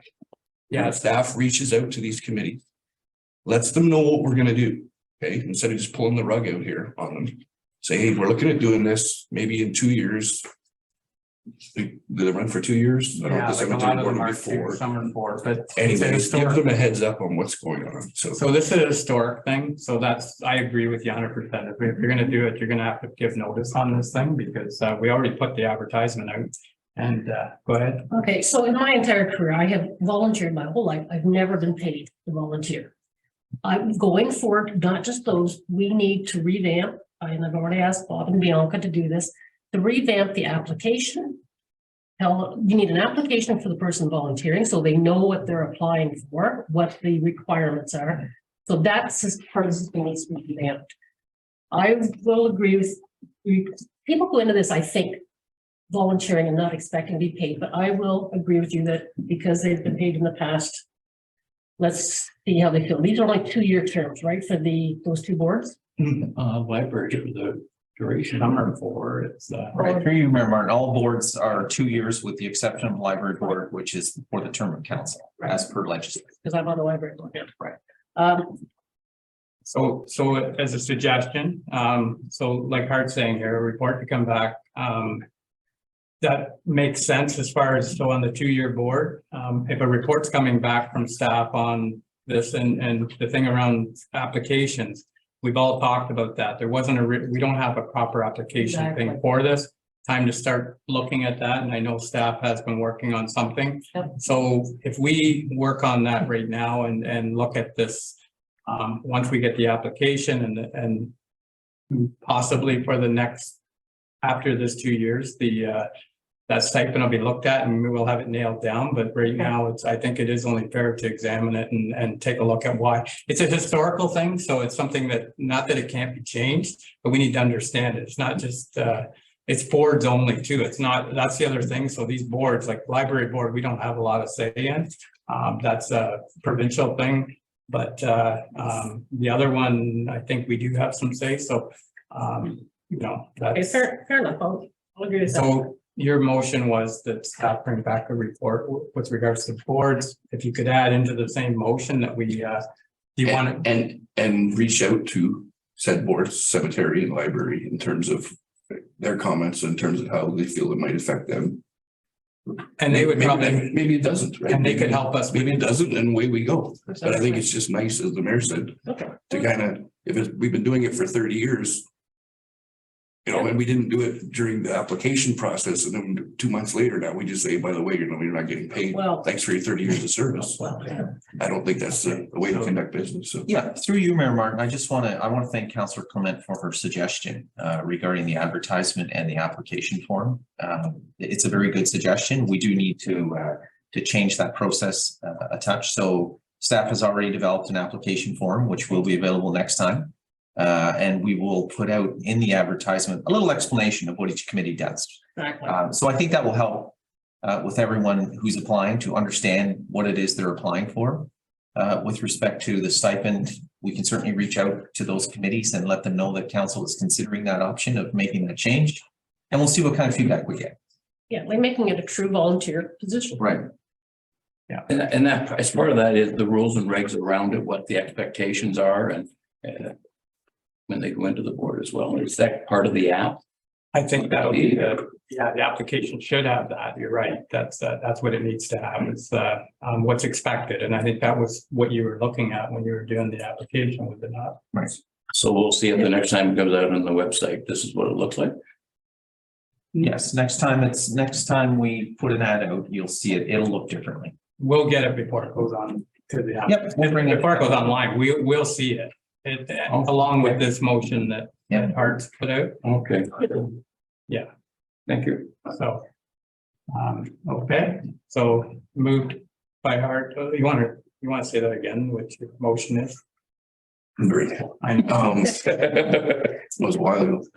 Okay, so staff can reach out to cemetery library board to get their feelings, input on council possibly eliminating stipend moving forward, I guess, at 2024, and how that would adversely affect them, if at all. Maybe it doesn't adversely affect them, so we're just concerned. Okay, moved by Deputy Mayor Webb and seconded by Councillor Clement. Any other questions around that? Yeah, one more question, sorry. How much money do we spend in these stipends? Do you know? Yes, through you, Mayor Martin, as per the bylaw, which you'll see later in the meeting, it's there. Those that are paid $60 per. So the cemetery board, for example, meets 4 times a year. So those who are paid are getting $240 a year. Okay. Library board meets roughly once a month. They don't meet in summer, I believe. So they meet roughly 10 times a year. Again, it's $60 per meeting. They're all the same that way. And just to make it understood, councillors don't get paid. Councillors do not get paid, and that is written in the bylaw. Yes, thank you. Okay, fair enough. All right, so we have a mover and a seconder. All in favor of the motion? And that's carried. All right, so next we have a strategic plan. And another thing that's timely, it's got to do at the beginning of the term. It's a roadmap for the whole term of council. So the recommendation here is that we put out on bids and tenders to look for somebody to do our strategic plan to. Right, through you, Mayor Martin. So this report presents a recommendation that staff be authorized to proceed with a request for proposals for the development of strategic plan for the township. And further, that staff be authorized to submit a grant application in the amount of $10,000 to the Ontario Trillium Foundation. We have submitted one application. It's a bit of an awkward situation. We haven't heard back yet. There's a second intake in February. They have encouraged us to apply again in case it doesn't work out for us the first time. So something that I can suggest there is, and it's something I always say around grants, they're great as long as it's timely. If you're going to wait for a grant and you want this thing done ASAP, you have to be prepared that you may have to wait 6 months to a year. Grants take a long time sometimes. If we knew we would have a report back by February, and we could say that we'll wait till February 1st, after that, we should go on our own. But that's my thought, that it's something that needs to be done, and it will take some time to do it. They'll bring us back a recommendation on what it would look like. It wouldn't, a lot of times these things they're built around pillars. So you might have economic development, like 3 pillars or 4 pillars. You're not going to open it wide open. So hopefully if they're a good company, they're going to bring back a recommendation for us that works and it's reasonable. I think last term, at the start of the term, the one that came forward was $3,500. And we actually didn't go for it. We did a different thing that I think it's only as good as, which sometimes you have to spend a little money to Make money. get something right. So anyways, that's all I'll caution council. The recommendation is here. It's nothing that we can't speak to later as far as come back to it if you think about it. But that thing about the first intake that intake due by February 1st is we may not hear back right away. And if you want to get this thing done, we might be able to look at it at budget time too. We're not going to wait for a strategic plan to be done before we proceed on with budget. I mean, strategic plan to get it back now and effectively look at it. You're talking next year to implementation, are you not? Or are we going to wait for this to come to have it prior to budget? You won't have it by budget, but I'm just saying, some of this thing here, you could have it by the summer. If we went through the process, if we weren't waiting for a grant and we were going to put this out right now, there is an opportunity to have this done and get the public input and everything, and you could have it done by midsummer probably. It's not, usually we wait till everyone comes Yeah. back, so. Through you, Mayor Martin, and further to that, so if council authorizes the request for proposals, we will get that out in a day or so. That will be out there for roughly 3-4 weeks to get applicants to respond to that. So once we get a proponent and someone we're willing to work with, we will know the cost for sure. And we'll know who we're working with. And at that point, we can either budget for that or perhaps we've heard from the grant. I don't know. But at that point, we just proceed with the strategic planning process. Yeah, and is there terms of reference with that RFP? When you send it out for them to do it, or is it? Oh, yes. Oh, no. Yeah, absolutely. Yeah. So if we proceed with it and we do get the grant, do we not just put that back into our budget? Like it's still, or how does that work? Grants are extremely awkward. So quite often what happens with the grant application is you're not permitted to start the process until the grant is announced. So if we don't hear from the grant and we start the process, we could potentially be denied the funds if we're successful applicant. And some grants, if you've budgeted for it, you're eliminated right when they get to the process. You can leave it in there, but they'll throw you out as soon as they see that you already budgeted for it. It's not something that you needed the money, you could budget for it. So yeah, it's a complicated thing, but it's some let you budget for it. Like there is some, very few though. Very few. Yeah. So how many times in the past have you been successful in getting a grant? Well, we've had a pretty good track record. We've had good success with grants. Okay. We don't This get particular everyone. situation? We have never applied for a strategic plan grant. This is our first time. Okay. Yeah, the whole thing I was trying to say though is, and we'll deal with it at budget. We'll get the price in on this thing. If we can get a motion today that we go out for the strategic plan, and then we'll have a number to work with. And I think that's what Jerry's saying is that budget time, if we decide that, hey, we could probably budget for it and get it moving, or we can say we'll wait and see if the grant comes through. All I'm saying is from history, some grants, we have some that we still haven't heard back on, or we've heard back, but we got to wait until we can announce it. But you still can't move on the project. So if we want to get this done and it's reasonable and we think we can afford it, we'll deal with that at budget. Okay, so I just wanted to clarify that if we don't get the grant, we're still going ahead with our plan. Well, that'll be the That's discussion. council's decision, as long as you put it in the budget. Yeah. Fine. Okay, got it. All right. Okay, Yeah, got it. Make the motion. okay. Moved by Councillor Doherty, Yeah, I'll seconded by, let's get started on that stuff. all in favor of the motion? And that's carried. Okay. All right then, moving into correspondence, and we have a number of action items here. The first item there is with regards to Sandy Lake Road and a letter that Councillor Clements received. And I think the only thing we have here is that we refer this to staff for budget and get a report back on what implications there is if we were to up the service level of our limited maintenance roads. So there would be a cost to that. And so it is going to be a budget implication if we, but right now we don't know the numbers there. Right, so can I just make a comment? Because I was the one that received the letter. So I drove the road. Actually, I shouldn't say, my husband drove the road and I went. But I'd like to see how many permanent residents are on this road or use, like how many permanent residents are out there? It's a pretty tricky road to drive. We do minimum, oh, sorry, you're gonna correct me, Mayor Martin. What do we call it? Minimum standards on this road? Minimum maintenance. Minimum maintenance on this road. Well, no, we have a minimum maintenance standard, but this is a limited maintenance road. Okay. Yes, getting all around this, it's learning experience, it really is. But I'd like to know, like, the cost, because we do maintain it to a certain degree right now. But, you know, how many permanent residents are out there? You know, I did receive the letter. I'd like to be able to respond to them, but I realize it needs to go through our staff. It has to, because I know there's gonna be a cost. Do we do a survey in this kind of situation?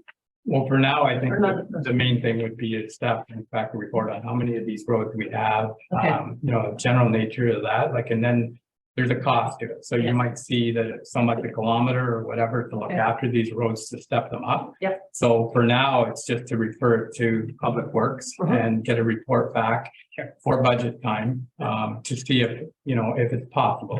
There's a lot of things around this that that we'll see as far as, I'm not sure how many off the top of my head. I think there's at least four of those roads out there that are minimum maintenance. I'm not Okay. sure, there might be more than that. And they all have a different level of, to go with your numbers there. Okay. They all have a different standards, like some are 48 hours before we get back to them, some are 24 hours.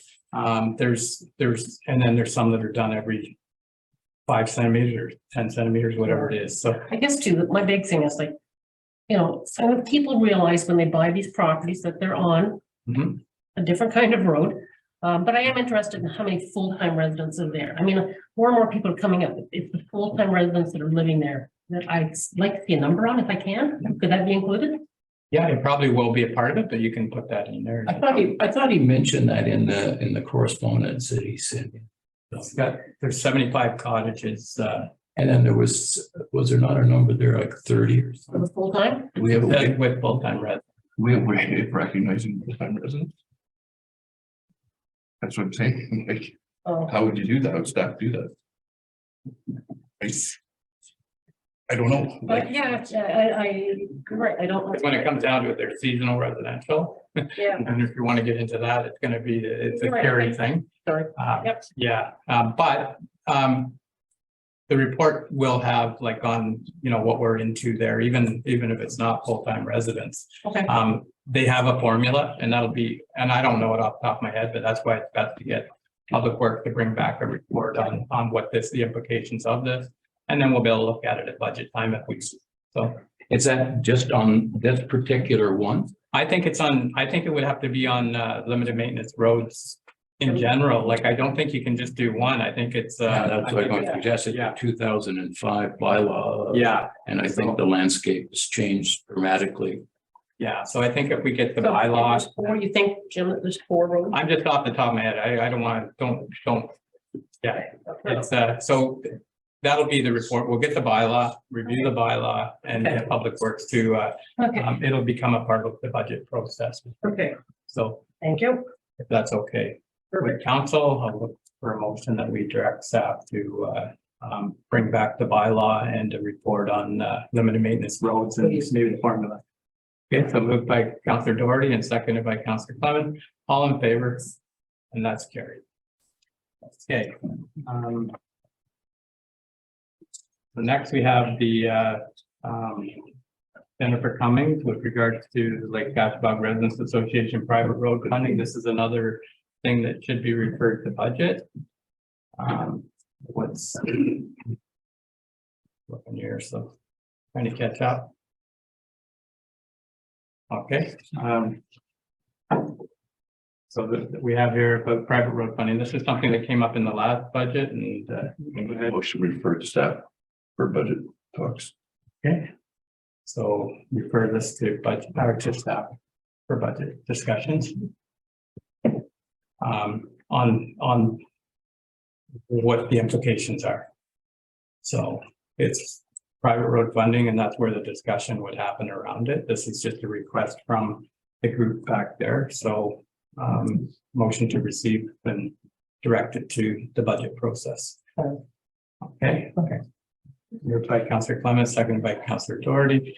All in favor? And that's carried. All right then. Next is the Campbellford Memorial Hospital. Now, this is a thing time sensitive. I was just going to sign it and send it in, but it's just so council can see that it's just a report letter for Campbellford Hospital. And they sent that to me last week and actually sent me something yesterday. They're waiting for it. They have a delegation at Roma this weekend. And they want this letter on, it's Havelock's hospital. It's not, it means more to us than Peterborough does. So they're working on an expansion or the hub over there and they would like our support. So if it's all right with council, I'm going to sign this letter and get it off this afternoon. So just a motion to receive with the support. Okay. Somebody want to move that then? Moved by Deputy Mayor Webb and seconded by Councillor Flagler. All in favor? Carried. Great. So, all right, and the next one is, this is with regards to the strong mayors, thing, and I don't think it'll ever have anything to do with this township or small townships, but it's a hot item out there, and, I'm not sure what they're looking for here, but, For you, Mayor Martin, I think they're asking for support of their resolution. yeah, Support.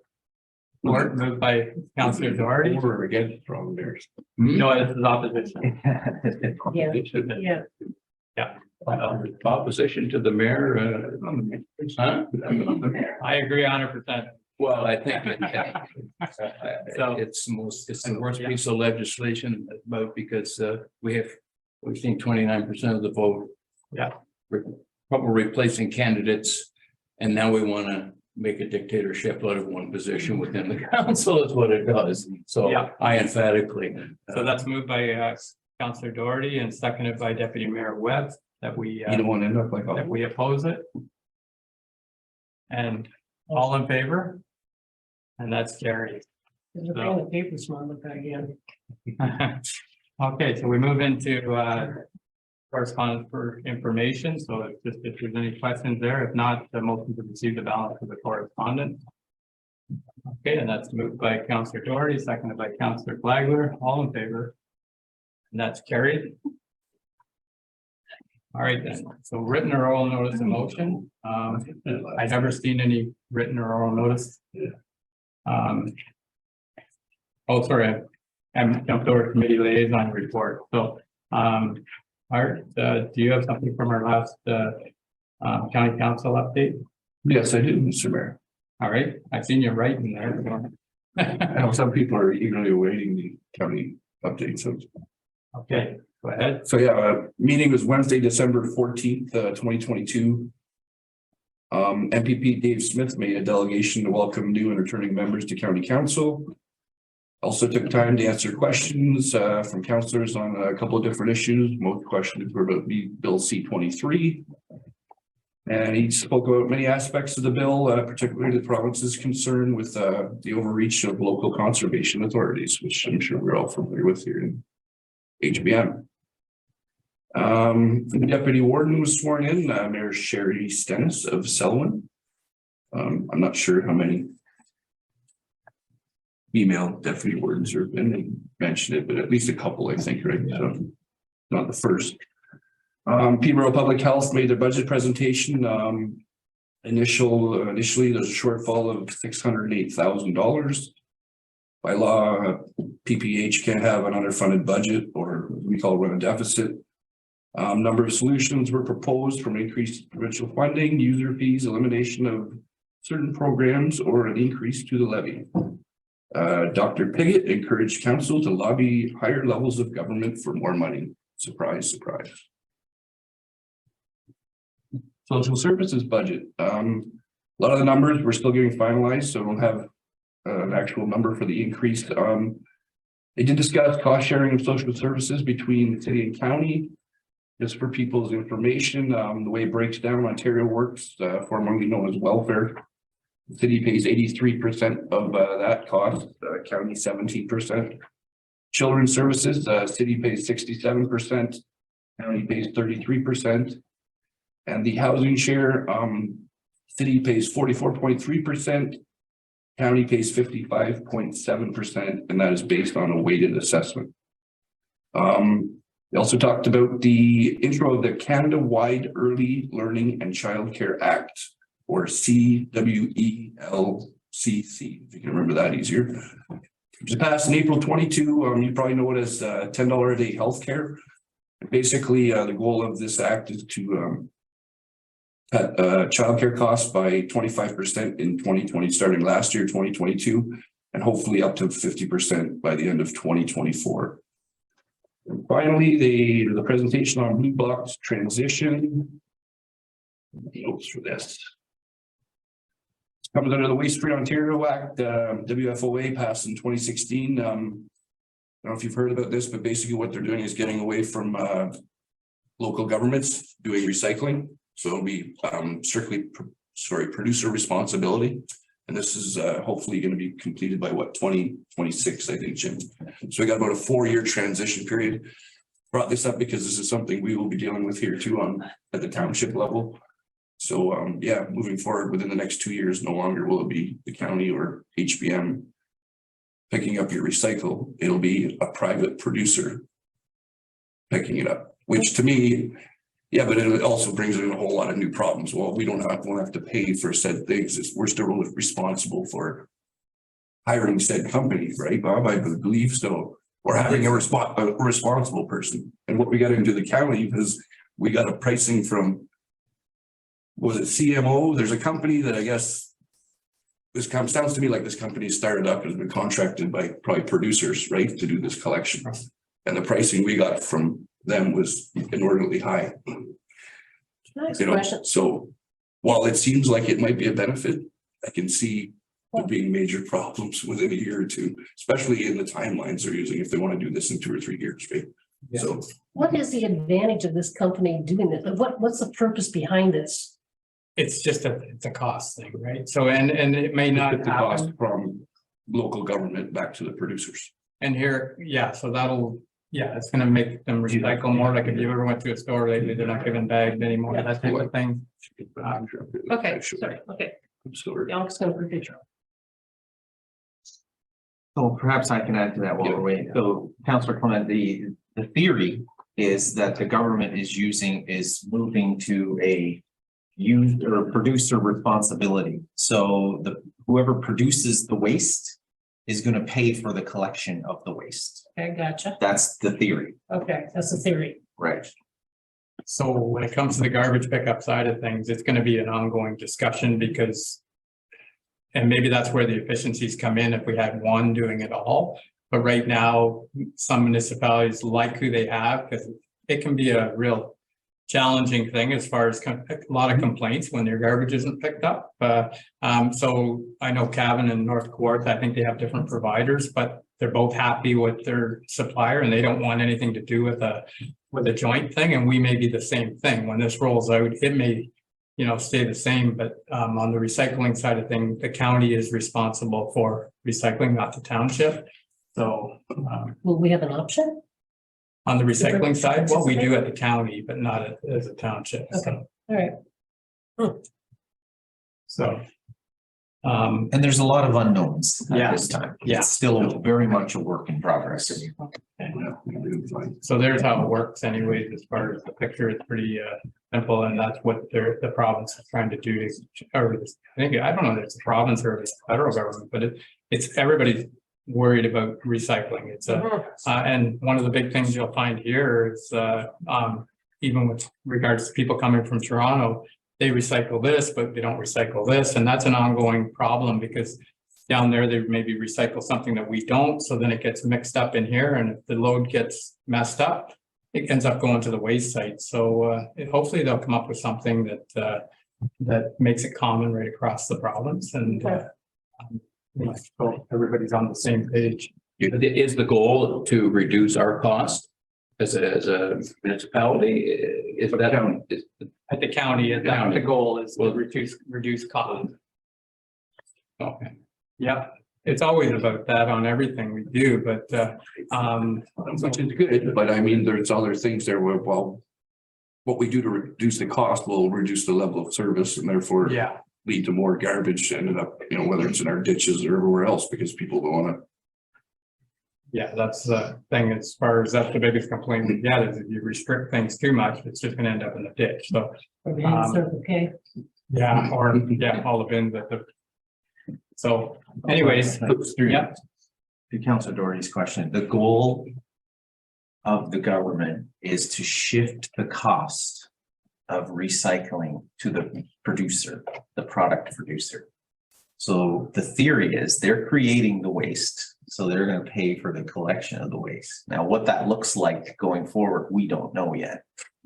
pretty big light bulb just went off? It's amazing. okay, so Thanks. So thanks for that. I know you were writing a lot out at the meeting. I was watching. Yeah, I got more, I go on all day. Jim. Yeah, I know. I've seen a lot of patients. Any questions? Come on, bud. You're a monster now. So motion to receive the county council By the update. way, anybody who wants more information, you go on the county website. There you All go. agendas are there and the presentations, if you want to look at them, so. So motion to receive the county council update from the deputy mayor, moved by Councillor Clement, seconded by Councillor Kleibler. All in favor? And It's that's not gonna be like carried. that every time. This is a one-off. Okay, so, no, it's not. Yeah. It's not. You just. You're precedent now. So, Yeah. all right then, so we don't have any activity, council activity to report. So we'll move into, we don't have any written or oral notice of motion, or is there any oral notice of motion here today? Mhm. Okay, we're almost done here. Okay. So the next item on here is other business. And do you want to do the other business after a 5-minute break?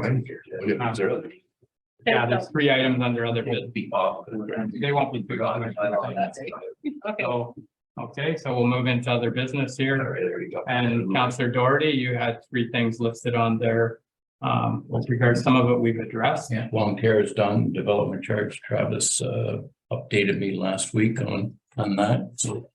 And the other one was doctor recruitment update. We seem to have this huge committee and everybody's working on it, but I haven't heard any feedback on since the committee was established. Maybe the county has, I'm not sure.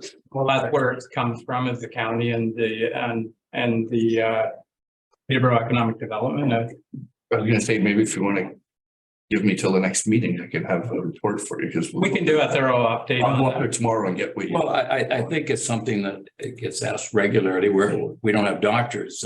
We have a committee, allegedly. Oh, for sure, but just. And we're hearing nothing, so I don't think it's a stretch that we should get a report, quarterly, half yearly, maybe even annual would be an improvement, because I don't think I've heard anything. There is a thing, Yeah, yeah. there is a thing online. I got it yesterday and I can, maybe we can put it online. It was on the news last night. Like, we're one of many that don't have a doctor, and everybody's working on the same thing. I think we're gonna have to go back. The Havelock-Belmont-Methuen was the one that started the thing of a nurse practitioner, and maybe we're gonna have to get creative here, because I know a doctor did come to Norwood to look over there. They requested. That's all we can hope, if somebody wants to come to Havelock-Belmont-Methuen.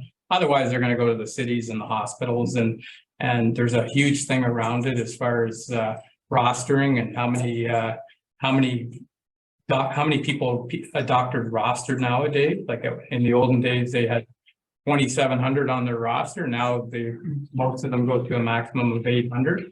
So when you do lose a doctor, you lose 3 doctors to try and fill those spaces. So I think in the future, we're going to have to get creative and make it inviting for somebody to want to come here to try and scoop them out from somewhere else. But that's what's happening right now. And I think even this new bill that the province is putting in, I think that's what they're worried about, privatization, because it could affect, the outcome of the hospitals even more. But right now, I know even the hospital doesn't have a doctor in Campbellford. They come from Toronto. So it's just the way things work. And it's not going to be an easy thing, but hopefully we can. I wasn't really trying to reinvent the wheel on there is a committee. Yeah. All the county, and It's not really all- it went into that No. dark hole. And there's a recruiter. It's a. I know we have a recruiter. Okay, but what is the recruiter doing? What's the He was on the news feedback from- last night, and we could get that. Unfortunately, I guess I see if didn't I can do get the that. news, then maybe I should. I'll get that forwarded to you, because it is public information. We just find them tomorrow.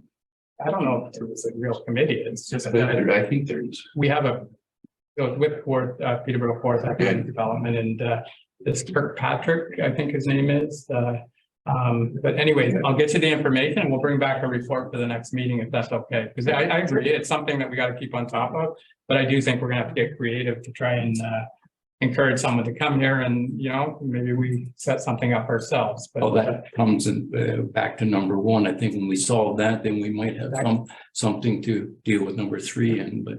And doctor recruitment and may come into our strategic plan. Maybe that's something we set something up to try and do ourselves. But yeah, you're right. The long-term care could help. You know, encourage somebody to come here. It's we'll see where that falls out. So, but the development charges, you were updated from. Yeah, no, Travis, and Travis. it's like the theme of the day. We're working on it. It's another thing that's taken a while, but it should be probably roll out towards the fall, I would think, Travis. I'm not sure where we are at with the process, but. Yeah, so for you, that's something Rob is looking forward to working on. Right. It started on it. It's all coming in a few months for a start. Okay, good. Our Deputy Chief Billing may provide that update. Yes, through you, Mr. Chair. Yeah, so, yeah, we've secured, Watson economists to do the work. We wanted to give, Lionel a bit of time to work through the budget before we got, because he's going to play a big role in the development charges. So the idea would be that either, you know, our meeting on the 4th or the 18th of April, that we would have Watson come and introduce the whole process and kick it off at that time. And the goal would be to end, you know, the process will take probably 8 or 10 months. Yeah, actually, that wasn't part of it. It was the I am told, and I wanted to clarify, and Travis did, is we have to have revenue neutral building department. Well, it's not really exactly like that. If you read the bylaw, it has some wording, at least that's what I understood. So that's what I was talking about there, and Travis. I wasn't going into the big picture. Okay, on the fees. Yeah, so there's the building department fees, which is one aspect. Development charges are more about collecting fees sufficient to improve our infrastructure over time as development occurs. And all those developments we got are going to be big. Okay, so Travis, it was just around. Yeah, so just through you, there's two separate items, really. Jerry and I spoke mostly about the fees associated with building permits, and this is development charges that Rob's working on. So they'll be collected through building permits. Thank you. So in budget, we'll be working on a revenue neutral department, and it's not there right now. So that'll come up in the budget discussion as far as where we're at. So. Okay. All right then. So motion to receive the update from the new business. Councillor Clement, seconder. Councillor Flagler, all in favor, and that's carried. Okay, so we do have just one bylaw here, and it's a bylaw to appoint persons to various boards and committees representing the corporation of the Township of Havelock-Belmont-Methuen for the 2023 and 2024 years. So to pass that bylaw, moved by Deputy Mayor Webb, seconded by Councillor Doherty, all in favor, and that's carried. Okay, so I'll get a motion to take a recess before we go into closed session. So take a recess until the group comes. It's moved by Councillor Doherty, seconded by Councillor Clement. All in favor? Carried. All right then, so I'll get a motion to come out of recess. And so moved by Deputy Mayor Webb and seconded by Councillor Clement. Thank you. All in favor? And that's carried. All right then, so now I'll look for a motion to go into closed session. Under section 239(2)(I) of the Municipal Act. By Deputy Mayor Webb and seconded by Councillor Doherty. All in favor? And that's carried. Progress. I should know that by now. Right? I thought it was started. Anyway, so we're back in open, and so what we have here is how do you want to do that then, Bob? So business arising from closed session. Okay. All right. So it's business arising from closed is Okay, around. through you, Mayor Martin. So I would like the approval of the council, my peers, to $5,000 and in kind to be discussed later. To the chamber. To the Chamber of Commerce, we will give So you're $5,000. moving that motion that I we will. give 5,000 to the chamber towards fire and ice. Sorry, just clarification, 5,000 for fireworks display? Okay, so the motion is that we provide a check to the Chamber of Commerce for $5,000 for sponsorship of the fireworks display at the Fire and Ice Festival. Okay, and then I'll look for a seconder for that, seconded by Deputy Mayor Webb. Any Let me questions? do that because I'm one of the newbies. Yeah, Well, so, all in favor of the motion? Yeah. No. All right, so that's done, so, okay, so that's all the business that we had. for today. Thank you, guys. Yeah, thank you. It's a learning process. Thank you for the, well done, the grant. Thank you. Get it. Looking forward to some good weather for it. yeah, hopefully the weather works. Thank you. So, thank you. Okay.